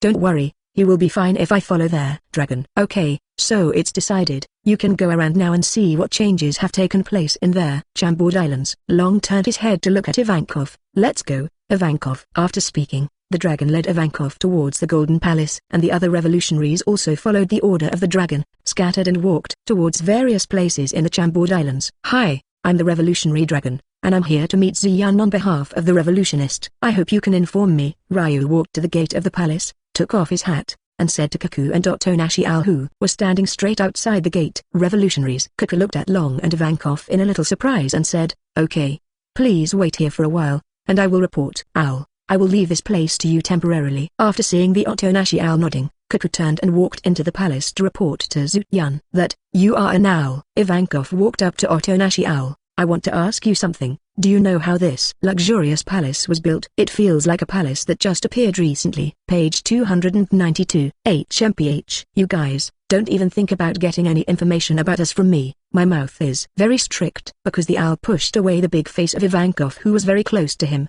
and said, seriously, cut. It's just talking about the palace. What's the big deal? Ivankov pouted. Okay, since he doesn't want to say it, you don't have to ask. Long said. Otonashi Owl crossed his arms and looked at the two with a proud face. HMPH. I won't tell you that this palace was designed by Lord Gilgamesh with a lot of gold and treasures, and was jointly built by members of the Drake Pirates, Kaba. Hearing Otonashi Owl, Ryu and Ivankov gave him a surprised look. Hey, didn't you say it all? Ivankov patted Otonan Owl's chest and said, oops, I slipped up again. Otonashi Owl covered his big mouth and said, you guys, I'm not going to let you get information out of me again. Saying that, Otonashi Owl directly pulled the chain on its mouth, staring at Ivankov. It's clearly what you said yourself. We don't have any stereotypes. Ivankov patted Otonan Owl's chest again. You too. Master Ziyun allows you to go in. Please come with me now. Khalifa came to the gate and said to the two revolutionaries. At the same time, Cuckoo also returned to himself. Then, I will trouble you to lead the way. Long raised the corner of his mouth slightly, and said kindly. Khalifa nodded, turned around and led the two of them towards the palace. That fellow yellow ape is really here. After entering the palace, Ivankov said with a sigh when he saw the yellow ape who was training Lucci and others in the courtyard. Long looked at Khalifa. Not only are you Nine's agents, but even the yellow ape can be recruited. Their strength of Blue Star is really amazing. Ziyun's ability is beyond what you can imagine. Khalifa said proudly, only by being in close contact with him can I understand a little bit how powerful he is. I hope you will not be disrespectful to Ziyun and the other companions after a while, otherwise you may not be able to leave here. Long shook his head. We are looking for cooperation with great sincerity, and we have no intention of conflicting with you. I hope so. Khalifa nodded. Let's speed up. It's not a good thing to make Ziyun and the others wait too long. Saying that, Khalifa took the dragon and Ivankov to speed up the pace. It's here. Khalifa stopped. Ziyun and King Gilgamesh are in this hall. Bring them in, Khalifa. Ziyun's voice came through the hall. Yes, Lord Ziyun. Khalifa replied. Nice to meet you. His Excellency Ziyun, and His Excellency King of Heroes. Walking into the main hall, Long looked at Ziyun and Gilgamesh sitting on the high bench and said, we are here to propose cooperation to Blue Star and the Drake Pirates on behalf of their revolutionary army. Judging from your past deeds, your behavior has a lot in line with the philosophy of our revolutionary army. And we also have common enemies, the Navy and the world government. Now, the world government and Navy are pointing directly at your excellencies, Blue Star. All I hope our revolutionary army. Would you like to do us a favor by participating in this coming battle? Gilgamesh interrupted the dragon. Ha ha ha ha ha ha ha. Don't be joking, miscellaneous. We don't need your help at all. We don't. I alone can solve the navy and the world government. Page 293. You just leave now. Never mind. Ziyun stood up and signaled Long and Ivankov to sit down on the seats next to them. Gilgamesh didn't mean anything malicious. He just had that kind of character. However, what he said is indeed correct. Our own ability is enough to solve the problem this time, so I don't need to trouble everyone in the revolutionary army for help. Your Excellency, the world government is not as simple as you imagine. Seeing that Ziyun and Gilgamesh did not intend to cooperate with the revolutionary army, Long quickly said, although in your previous confrontations with the world government, you all won easily, but they haven't shown their real strength yet. It is said that the 5 old stars of the world government have already reached an extremely terrifying state in their own strength. The world government has not shown its real power. Hey, do you think this king will be afraid of them? Gilgamesh looked down at the dragon and said, I haven't shown our true strength yet. Ziyun walked up to Long and patted his shoulder. Let's take a look and see if we can defeat the navy and the world government's combat power. Well, in the next battle, if it's really necessary, it's not too late for you to take action, isn't it? In addition, although I don't plan to borrow your strength this time, personally, I still have a good impression of your revolutionary army. To overthrow the world government and build a peaceful and beautiful world,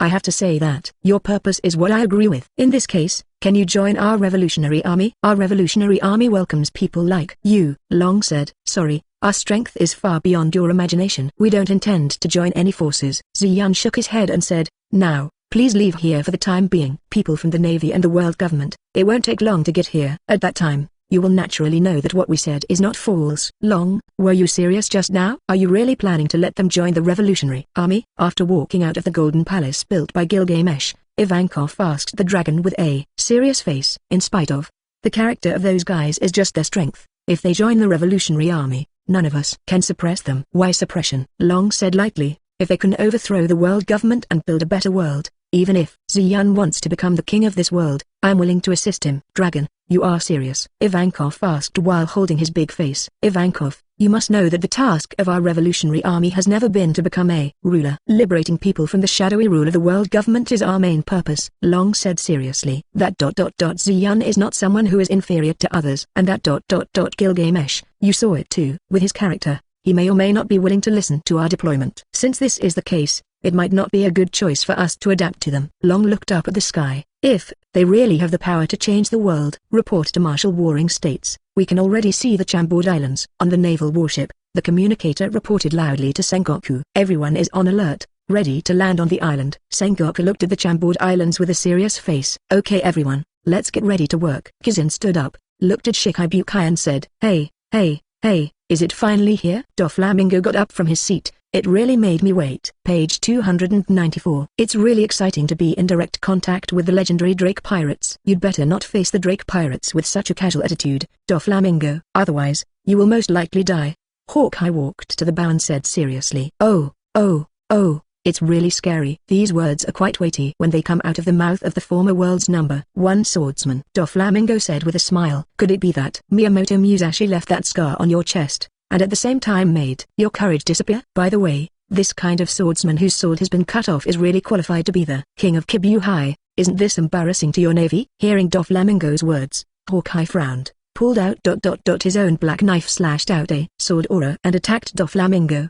5-color thread. Dover reacted quickly, and swung 5 solid silk threads with his right hand to hit Hawkeye's sword energy. After a stalemate with the 5-color line for a while, the sword energy broke through the line's barrier, and continued to slash towards Doflamingo. Doflamingo frowned, and waved the 5-color thread again. This finally offset Hawkeye's slash. Okay, everyone, at this time, please be quiet. Kizun walks between Doflamingo and Hawkeye. He said seriously, we will face the enemy soon, and you don't want to be unable to go all out in the next battle because of internal strife. Doflamingo took a deep look at Hawkeye, put away the silk thread in his hand, and looked towards the Chambord Islands ahead. This Hawkeye, it seems that his ability has been strengthened again. Doflamingo thought solemnly. Doflamingo, who was looking in the direction of the Chambord Islands, suddenly frowned. Hey, is there a guy coming towards us over there? Hearing Doflamingo's words, Kizun quickly turned his head and looked forward. That is Spartacus. Seeing Spartacus swimming towards him with huge waves in the middle of the sea,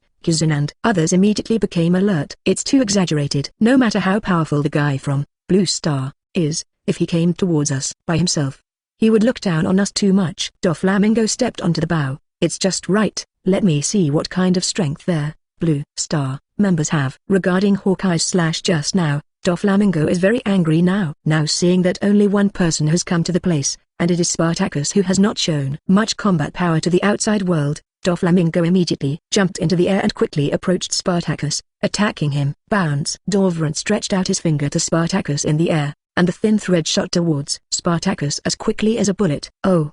Here comes, oppressor! Spartacus slapped the water with both hands, faced Doflamingo's attack and instantly came to Doflamingo's front, and kicked Doflamingo hard. Facing Spartacus' kick, Doflamingo blocked Spartacus' attack with one hand. A strong kick, but it's not enough. As Doflamingo said, he pulled his body up to the top of Spartacus through the string tied to their cloud, and kicked Spartacus hard. The corner of Spartacus's mouth was split open, his right hand suddenly enlarged, and his dueling sword appeared, and he slashed at the foot kicked by Doflamingo. Immediately, Doflamingo was thrown flying by Spartacus' sword. Doflamingo quickly controlled his body back to the warship through the wire, and Spartacus also fell into the sea again due to the reaction force. After falling into the sea, Spartacus continued to swim towards the naval warship with all his strength without stopping. Hey, a person who is not very famous among the Drake pirates actually has the ability to knock me into the air. From the looks of it, the next battle won't be easy. Doflamingo looked at Spartacus swimming over and said, HMPH, since you dare to come here alone, then don't go back. Warring States stood at the bow of the ship. Artillery, aim at that. The guy in the sea, and shoot with all your strength. Yes. Hearing the order of the Warring States period, the sailors acted quickly, and after a while, the sound of violent shelling came from several warships. Page 295. A large number of shells fell towards Spartacus. Facing the numerous artillery shells from the navy, Spartacus did not dodge at all, and still swam towards the warship where Sengoku and Garp were aboard. In less than a minute, Spartacus broke through the shells and jumped onto the warship of their Warring States period. At this moment, Spartacus's body was covered with marks from the shell explosion, but, to their surprise of Garp and others, there was not a single wound on his body. Oppressors, let me punish you who oppress the people. Spartacus, who came to the ship, opened the corner of his mouth to the marines. Bastard pirates, you are the ones who disturb the order of the sea and the people's stable life, and now you actually say that we are the oppressors. Warring States walked in front of Spartacus, his figure gradually turned into a golden Buddha. Let me punish you. That's the fruit ability of Marshal Sengoku. Look! The Warring States Marshal is about to attack. The Navy looked at the giant Buddha incarnated by the Warring States in surprise, and at the same time, they also hoped that their Marshal, the Warring States, would quickly defeat this Spartacus who dared to come here alone. Sengoku stretched out his palm to Spartacus, and a strong golden light shone in his hand. Soon, a powerful golden shockwave flew towards Spartacus. This attack of the Warring States period did not hold back, and Spartacus, who did not make their slightest defensive action, was immediately crushed to the deck by the shock wave, leaving a large crater on the deck. HMPH. That's all. Seeing Spartacus lying motionless on the ground, Sengoku stood up straight and said, disdainfully. At the same time, his body shape slowly returned to its normal state. Take you as the first shot fired by our navy. Sengoku walked into Spartacus and stretched out his palm to him. At this moment, Spartacus, who was thought to be in a coma by the Warring States, quickly stood up and kicked the Warring States viciously. Sengoku only had time to raise his arms in front of him before he was kicked away by Spartacus,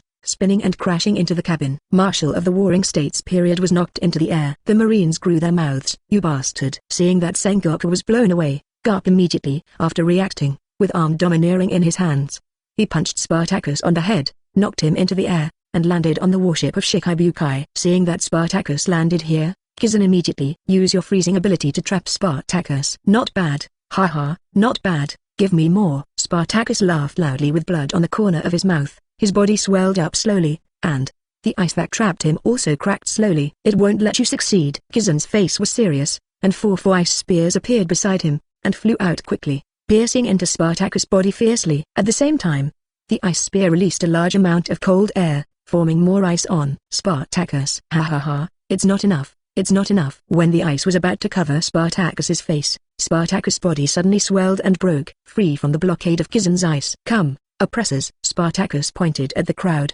The arrogance is crushed, and when the pride of the strong is crushed, they fall down. Saying that, Spartacus rushed towards the nearest Doflamingo. Hey, He's really a mad dog. Doflamingo raised his arm and swung his 5 fingers down vigorously. Drop the rogue line. Following Doflamingo's voice, 5 almost transparent but very sharp threads fell from the top of Spartacus at high speed, and instantly penetrated his body and the deck under his feet from his back, throwing Spartacus' axis fixed in place. At the same time, Doflamingo quickly approached Spartacus, and his black fist hit Spartacus heavily in the abdomen. Mad dog, how does this feel? Doflamingo said with a smile. Spartacus, who was fixed in place, raised his head and looked at Doflamingo with a smile on his face. When Doflamingo didn't react, he rushed forward regardless of the thin thread still in his body, holding Doflamingo in his arms. Page 296. After hugging Doflamingo, Spartacus' body immediately. There was a huge explosion. Immediately, Doflamingo was blown up until he spat out blood. And the wounds on Spartacus' body caused by Doflamingo's silk thread and the wounds caused by self-protection quickly recovered in a burst of fleshy lumps, and they were intact in a blink of an eye. Spartacus smiled, lifted Doflamingo in his hand, turned round, and vigorously faced Sengoku and Garp who were attacking him on the moon. Sengoku and Garp stepped into the air, dodged Doflamingo who was thrown over, and quickly approached Spartacus, hitting him heavily with their respective fists. However, in a blink of an eye, the wounds on Spartacus caused by Garp and Sengoku healed. Again. Is it immortal? Hawkeye looked at Spartacus solemnly. How about this? As he said that, Hawkeye swung his knife, and the light green light quickly passed over Spartacus' arm holding the sword. And after the sword light passed, Spartacus' arm was also separated from his body. The corner of Spartacus's mouth raised, and the other hand immediately grabbing his arm, he ran up to Hawkeye and smashed it down hard. Hawkeye immediately jumped backwards. Spartacus' arm hit the deck of the warship. Instantly, a big hole was drilled in it. Kuzin, freeze him, and then we will fight together. We can't let this guy continue to cause damage to the ship. Warring States also saw the recovery ability of Spartacus. At this moment, he had no intention of catching Spartacus at all, and only wanted to be able to do so immediately. Kill him. Hearing the order of the Warring States, Kuzin stretched his hands forward, and 5 icicles rushed towards Spartacus from 555 directions, turning Spartacus into ice balls again. Taking advantage of this opportunity, Sengoku and Garp immediately. He rushed forward and punched Spartacus in the middle of the hockey puck with all his might. The ice ball shattered in an instant, and the head of the hit Spartacus was also shattered in an instant. In this way, it should be resolved. Garp rubbed his fist and said, "No, not yet." Warring States looked at the corpse of Spartacus that was still shaking slightly on the ground. Its shattered head is also rapidly gathering towards his neck. What a terrifying recovery ability. Warring States shook his head, and stretched out his hand to Spartacus on the deck. However, I want to see if you can recover your body after crushing you. After finishing speaking, golden rays of light shot out from the hands of Sengoku, who had transformed into a giant Buddha, and bombarded Spartacus. Under the impact of the golden light waves, Spartacus' body gradually turned into powder and disappeared from everyone's eyes. Hey, he should be dead now. Doflamingo walked to the place where Spartacus disappeared. Even if the body is immortal and turned into powder, it is impossible to revive it. The people on the warship breathed a sigh of relief at the same time, but they soon realized something was wrong. The place where Spartacus disappeared was violently gale, and the naval soldiers who got close were even blown directly into the sea. In the strong wind,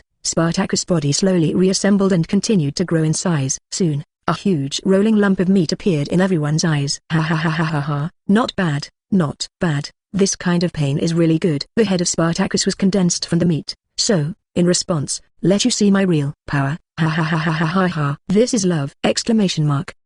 Suddenly, the gigantic Spartacus instantly crushed the warship he was on, and a large number of naval soldiers fell into the sea. At the same time, a large number of arms poured from Spartacus' body, smashing to those around him. Ice Age. Kuzin, who escaped the attack of Spartacus, saw the soldiers calling for help, and immediately use your ability to turn the surrounding navy into ice blocks, giving the navy a foothold. Moreover, Kuzin's ice is also transmitted through the sea water, constantly rushing towards Spartacus. Page 297. However, this time the ice shattered as soon as it touched Spartacus, completely unable to stop his actions at all. Hey, anyway, this is too exaggerated. Doflamingo, who fell on the ice, looked up at the tall Spartacus. The body is shattered, but it can still be resurrected. Even Kaido, it's not so exaggerated. This guy can't be killed, right? Cap said solemnly. There is no way in this world that there is an unkillable existence. After Sengoku punched Spartacus, he landed heavily next to Garp. This guy's recovery ability must have a limit. As long as he reaches his limit,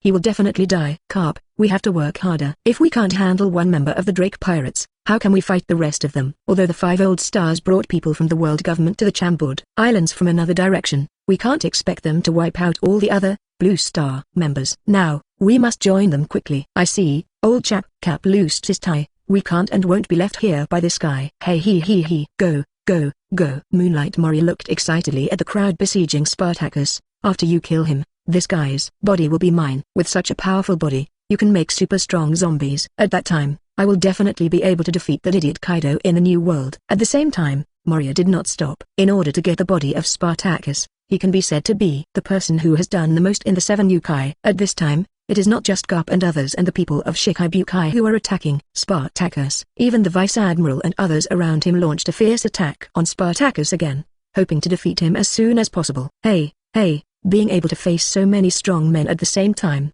even if you fail in the end, I'm sure the world will remember your name well, Spartacus. Doflamingo laughed. Well, try my trick now. Armed, more than a whip. A black arm thick thread erupted from his hand, and it was tightly bound into the body of Spartacus, who was shaking his fist at Sengoku. Very good, like this. The besieged Sparta looked in the direction of Doflamingo, with his mouth open, and a fierce red light began to come from his mouth. It's almost time, traitors. I must strike you down and hold on to hope at the end of despair. Spartacus's body twitched, flesh made of muscles, violent purple lightning. The time has come. My blow will break all oppression, smash all rights. This is Spartacus. Following Spartacus' words, a huge purple beam of light shot out from his mouth, quickly, grazing towards Doflamingo and the people behind him. Such an attack. Seeing the mighty beam of light, Doflamingo quickly jumped up, trying to escape from here, and, at the same time, he no longer cared about hiding his strength. A large amount of ice under his body turned into white silk threads,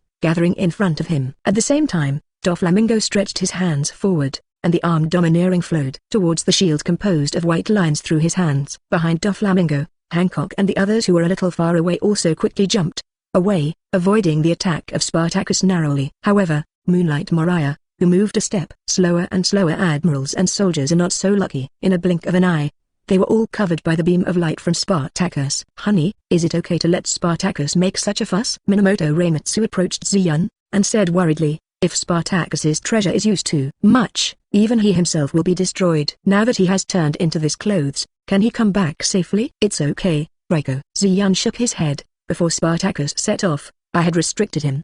He can't use his treasure with all his strength. At most he can't move. I don't want my companion to die just like that. Compared to worrying about Spartacus, I am more worried about the 2 people here. As he spoke, Ziyun looked at the black armored knight who was attacking Archeria, emitting an ominous black smoke. There is no way to do this. In history, Lancelot and King Arthur were 2 people who had quite a conflict. Moreover, my dear, you summoned him as a berserker. Of course he would think that Artoria launched an attack. Yuan Lagwang said. Ziyun sighed. Since we are going to fight the Navy and the world government, we simply summoned new companions to join us, but I didn't expect to call the berserker Lancelot. Page 298. If it was him at the sword level, he would definitely not attack Artoria, but for a berserker. With that said, Ziyun sighed again. Besides, Artoria seems to be struggling too. Minamoto Reimiko touched his lips and said, facing Lancelot's attack, she has been on their defensive. Forget it, let's adjust the relationship between the 2 of them in the future. Ziyun shook his head. Although Lancelot is a berserker, he should still be able to communicate. Now, Spartacus's attack is coming to an end, so we have to pick him up quickly. After finishing speaking, Ziyun immediately came behind Lancelot and grabbed his sword-wielding arm. Come here for the time being, Lancelot, and vent your wrath on our enemies now. Ziyun looked at Archeria, who didn't look very good looking. Leah, don't worry too much about it. Now, let's deal with things here first. Seeing Artoria nodded, Ziyun immediately he floated up with Lancelot, and flew towards the direction of the Navy warship. Wait, honey, I'm going to. Minamoto Reimiko stepped lightly on the ground, jumped up and grabbed Ziyun's feet, and flew to Spartacus together with Ziyun. The huge beam of light that lasted for several minutes finally stopped, and Spartacus returned to its original appearance. The Navy, however, was not happy. In the blow of Spartacus just now, a full 10 warships were affected by it, and the naval soldiers and generals covered by it have all disappeared, and even several lieutenant generals of the Navy headquarters were among them. At the same time, Moonlight Maria of the 7 Marshalseas under the king was also swallowed by the beam of light because it was too late to transfer, and disappeared into this world. And the tyrant bear standing with Maria took advantage of the huge beam of light emitted by Spartacus, used his ability to slap himself on his body, and moved away without others noticing, came to the Chambord Islands. However, Xun does not intend to return to the warship to help. As a member of the Revolutionary Army, he didn't intend to help the Navy. Taking this opportunity, he just left the battle and went to the leader of the Revolutionary Army to discuss matters. My feet, my feet. Doflamingo's painful voice came out after the beam of light ended. At this moment, Doflamingo's whole body is covered with scorched scars, and even his original right foot has disappeared. Although Doflamingo was able to escape the frontal attack of Spartacus because of his timely response and the use of quite powerful defensive measures, but he still couldn't retreat completely. When he was about to escape Spartacus' attack with the shield on his right foot, because the shield broke, it was instantly vaporized by the beam of light. Bastard, I'm going to kill you. Doflamingo lay down on the deck hugging his short legs, looking fiercely at the swaying Spartacus. However, because of his injuries, Doflamingo no longer has the ability to attack Spartacus. Even now, Spartacus looked very weak. Carp, Kuzan, now. Seeing Spartacus staggering, Zangioli got into action and rushed towards Spartacus. At the same time, Kuzan and Carp are also following in the footsteps of Sengoku, facing this pirate who killed so many of their colleagues in an instant. They just want to kill him with their own hands. Boom. The attacks of the three of them collided with each other, making a violent noise. However, Spartacus among them has disappeared. Their warring states looked up quickly and saw Spartacus flying towards the sky with a green light on his body. And above, Ziyun, Lancelot and Minamoto Reimitsu are looking down on Sengoku and others. It's him, here he comes. Empress Hancock looked at Ziyun, feeling a little excited. It is because Ziyun is a person who dares to kill the Tanlong people, and at the same time, it is also because Ziyun masters the method that can eliminate the slave mark of the Tanlong people. For Hancock, who has the mark of a slave on his back, she very much hopes to get Ziyun's help to help her and her sisters get rid of the painful memory of the mark of the Tanlong people. It's you, Ziyun. Zango looked at Ziyun and shouted angrily. I finally met you, Zango. Speaking of which, you are my regular customer. Why, are you going to be our slave yourself this time? But, if you catch him, who'll decide to make a deal with us? Page 299. Ziyun smiled, and took out the thundering fruit from Babylon's treasury. Speaking of which, I really want to thank you for your billions of berries, and the 3 devil fruits, especially this thundering fruit. Speaking of which, it's really embarrassing. The fruit could have given you one more general, but now it falls into my hands. Saying that, Ziyun complacently revealed the truth. Ziyun, you bastard, our navy will never let you go. Warring states pointed at Ziyun angrily. Whether it's you or that Spartacus, none of you can escape. This time, I will personally put all of you into the big prison under the sea. Hee. Do you have the strength? Ziyun patted Spartacus, who was brought back by him with telekinetic power. It's just Spartacus alone, but it made you very embarrassed. Does your navy really have the ability to face all of us? Besides, can you be sure that they're members of our Blue Star have come out? For example, this Lancelot next to me. Ziyun smiled. Then Lancelot and Minamoto Reimitsu will be your opponents. You should perform well. As he said that, Ziyun wanted to take Spartacus back to the Chambord Islands and let Tsunade heal Spartacus. Although Spartacus can recover by himself, handing it over to Tsunade can make him recover faster. Don't try to escape. Seeing that Ziyun was about to leave holding Spartacus, warring states immediately. A shockwave was blasted at Ziyun. Seeing Zango's attack, Ziyun turned his head slightly. The corners of his mouth curled up. Boom. This is not good. You want to pass us and directly attack our king. Have you obtained our permission? Minamoto Reimitsu looked at Sengoku coldly, and at the same time slowly sheathed the knife in his hand. Just when the shockwave of the warring states period was about to reach Ziyun, Minamoto Reimitsu quickly drew his sword and slashed at the shockwave. Moreover, after the slash hit the shockwave, it was quickly scattered in the air, without touching Ziyun at all. Seeing that his attack didn't work, Sengoku, Garp and other navies immediately, using the moon steps, he attacked Ziyun in the air. They all realized that it would be extremely difficult to fight all members of the Drake Pirates. And while Ziyun is here, capturing Ziyun can have an extremely beneficial impact on their battle. It should be fine. Hancock looked at Ziyun, who was about to leave in the air, and then thought about the rumors about Ziyun's liking for beautiful women, and finally made up his mind. The snow-white legs exposed from the blue Cheongsam stomped vigorously on the deck, and rushed towards Ziyun behind the navy. Ziyun, who was about to leave, was taken aback when he saw Empress Hancock rushing towards him and staring at him closely, and stopped his movements slightly. Interesting, rushing towards me at this time. Probably not to fight me, Ziyun thought. Just now, Ziyun clearly observed that in this battle, Empress Hancock was paddling all their way, and even in the battle, Bai Xia Jinping didn't pay attention. It can be said that Hancock and Jinbai are the two most careless people in the 7 Yukai. Even Hawkeye Mihawk, the frequency of shots is greater than them, and at the same time, their strength of shots is also much greater. Ziyun smiled, and swung one hand back, a large number of treasures poured out from their golden ripples, and shot at high and others flying towards him at a high speed. In an instant, the navy was suppressed back to the surface, leaving only Hancock still in the air. Ziyan looked at Hancock, and stretched out his right-hand claw towards her. And following Ziyan's movement, Hancock's whole body immediately, a greenish ray of telekinetic power flashed, and quickly flew towards Ziyan with her. Seeing Hancock, who didn't put up much resistance, Ziyan stretched out his hand and grabbed her neck, who was flying towards her. Empress Hancock indeed deserves the title of the most beautiful woman. Ziyan smiled, and looked at Zanko and the others again. Lancelot,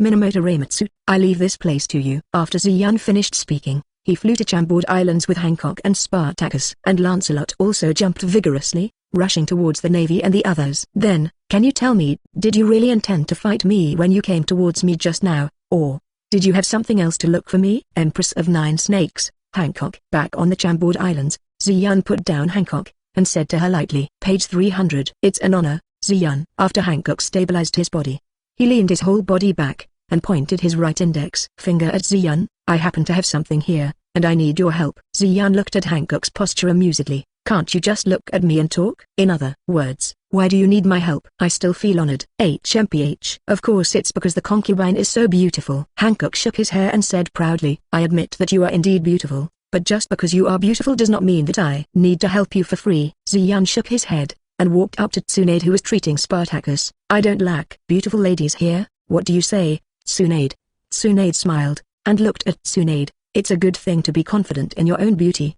But don't think that just because of your face, you can make my Ziyan do things for you. At least, you have to pay some price. As he said that, Tsunade blinked at Hancock. As for the price, you can think about it. Haha. HMPH, being able to see my face, I think it is enough to pay the reward. Hancock compared his hands to peach hearts, and pointed at Ziyan. However, I want to see if you are as unmoved by me as you have shown. Sweet sweet wind. The pink light was inspired from Hancock's hand, and shot towards Ziyan quickly. Facing the ray, Ziyan did not dodge or dodge, and still let it penetrate his chest. Well, how is it possible? Why is my ability useless to you? Don't you have a heart for me? Hancock said in surprise. You really dare to make a move, Hancock? Aren't you afraid that we will keep you here? Ziyan shook his head. I admit that you are indeed very attractive, and you are quite attractive to me, but unfortunately, there are many attractive women here, and under their influence, your ability has no effect on me. Is that so? Hancock looked around at the women around Ziyan, and found many beautiful women among them. Even so,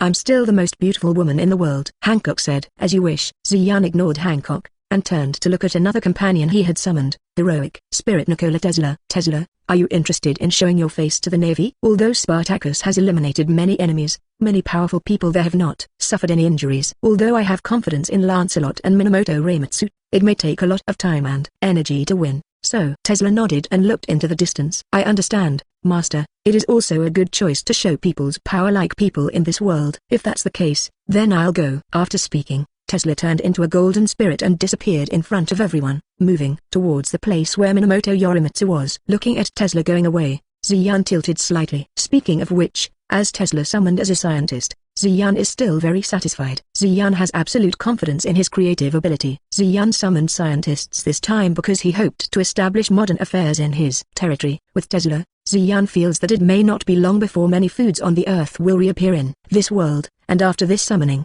together with the relocation of the Lynx Eye built in Gilgamesh's palace, Ziyan only has one cracking thunder fruit left. As for this fruit, Ziyan intends to keep it for the time being, not to use it for other things. After all, Ziyan still recognizes the ability of this fruit very much. Hancock looked at Ziyan, who ignored him and frowned slightly, but he didn't intend to disturb him for the time being. On the one hand, because Ziyan's side is too strong, Hancock is not sure that he can force Ziyan to help. On the other hand, Hancock is very hesitant to tell Ziyan that he was a slave of the celestial dragons. After all, once this matter is known to the outside world, she and her sister will no longer be able to hold their heads up, and Nine Snakes will no longer recognize her as the emperor. While chatting with Ziyan, Lancelot also attacked the navy before Minamoto Reimitsu. Attention everyone, the enemy is coming. Sengoku roared. Although he didn't know the man in black armor, but with the lessons of Spartacus, Sengoku attaches great importance to Lancelot. At the same time, Sengoku also maintained a certain degree of vigilance against Minamoto Reimitsu, who hadn't made a move yet. Under the watchful eyes of the navy and others,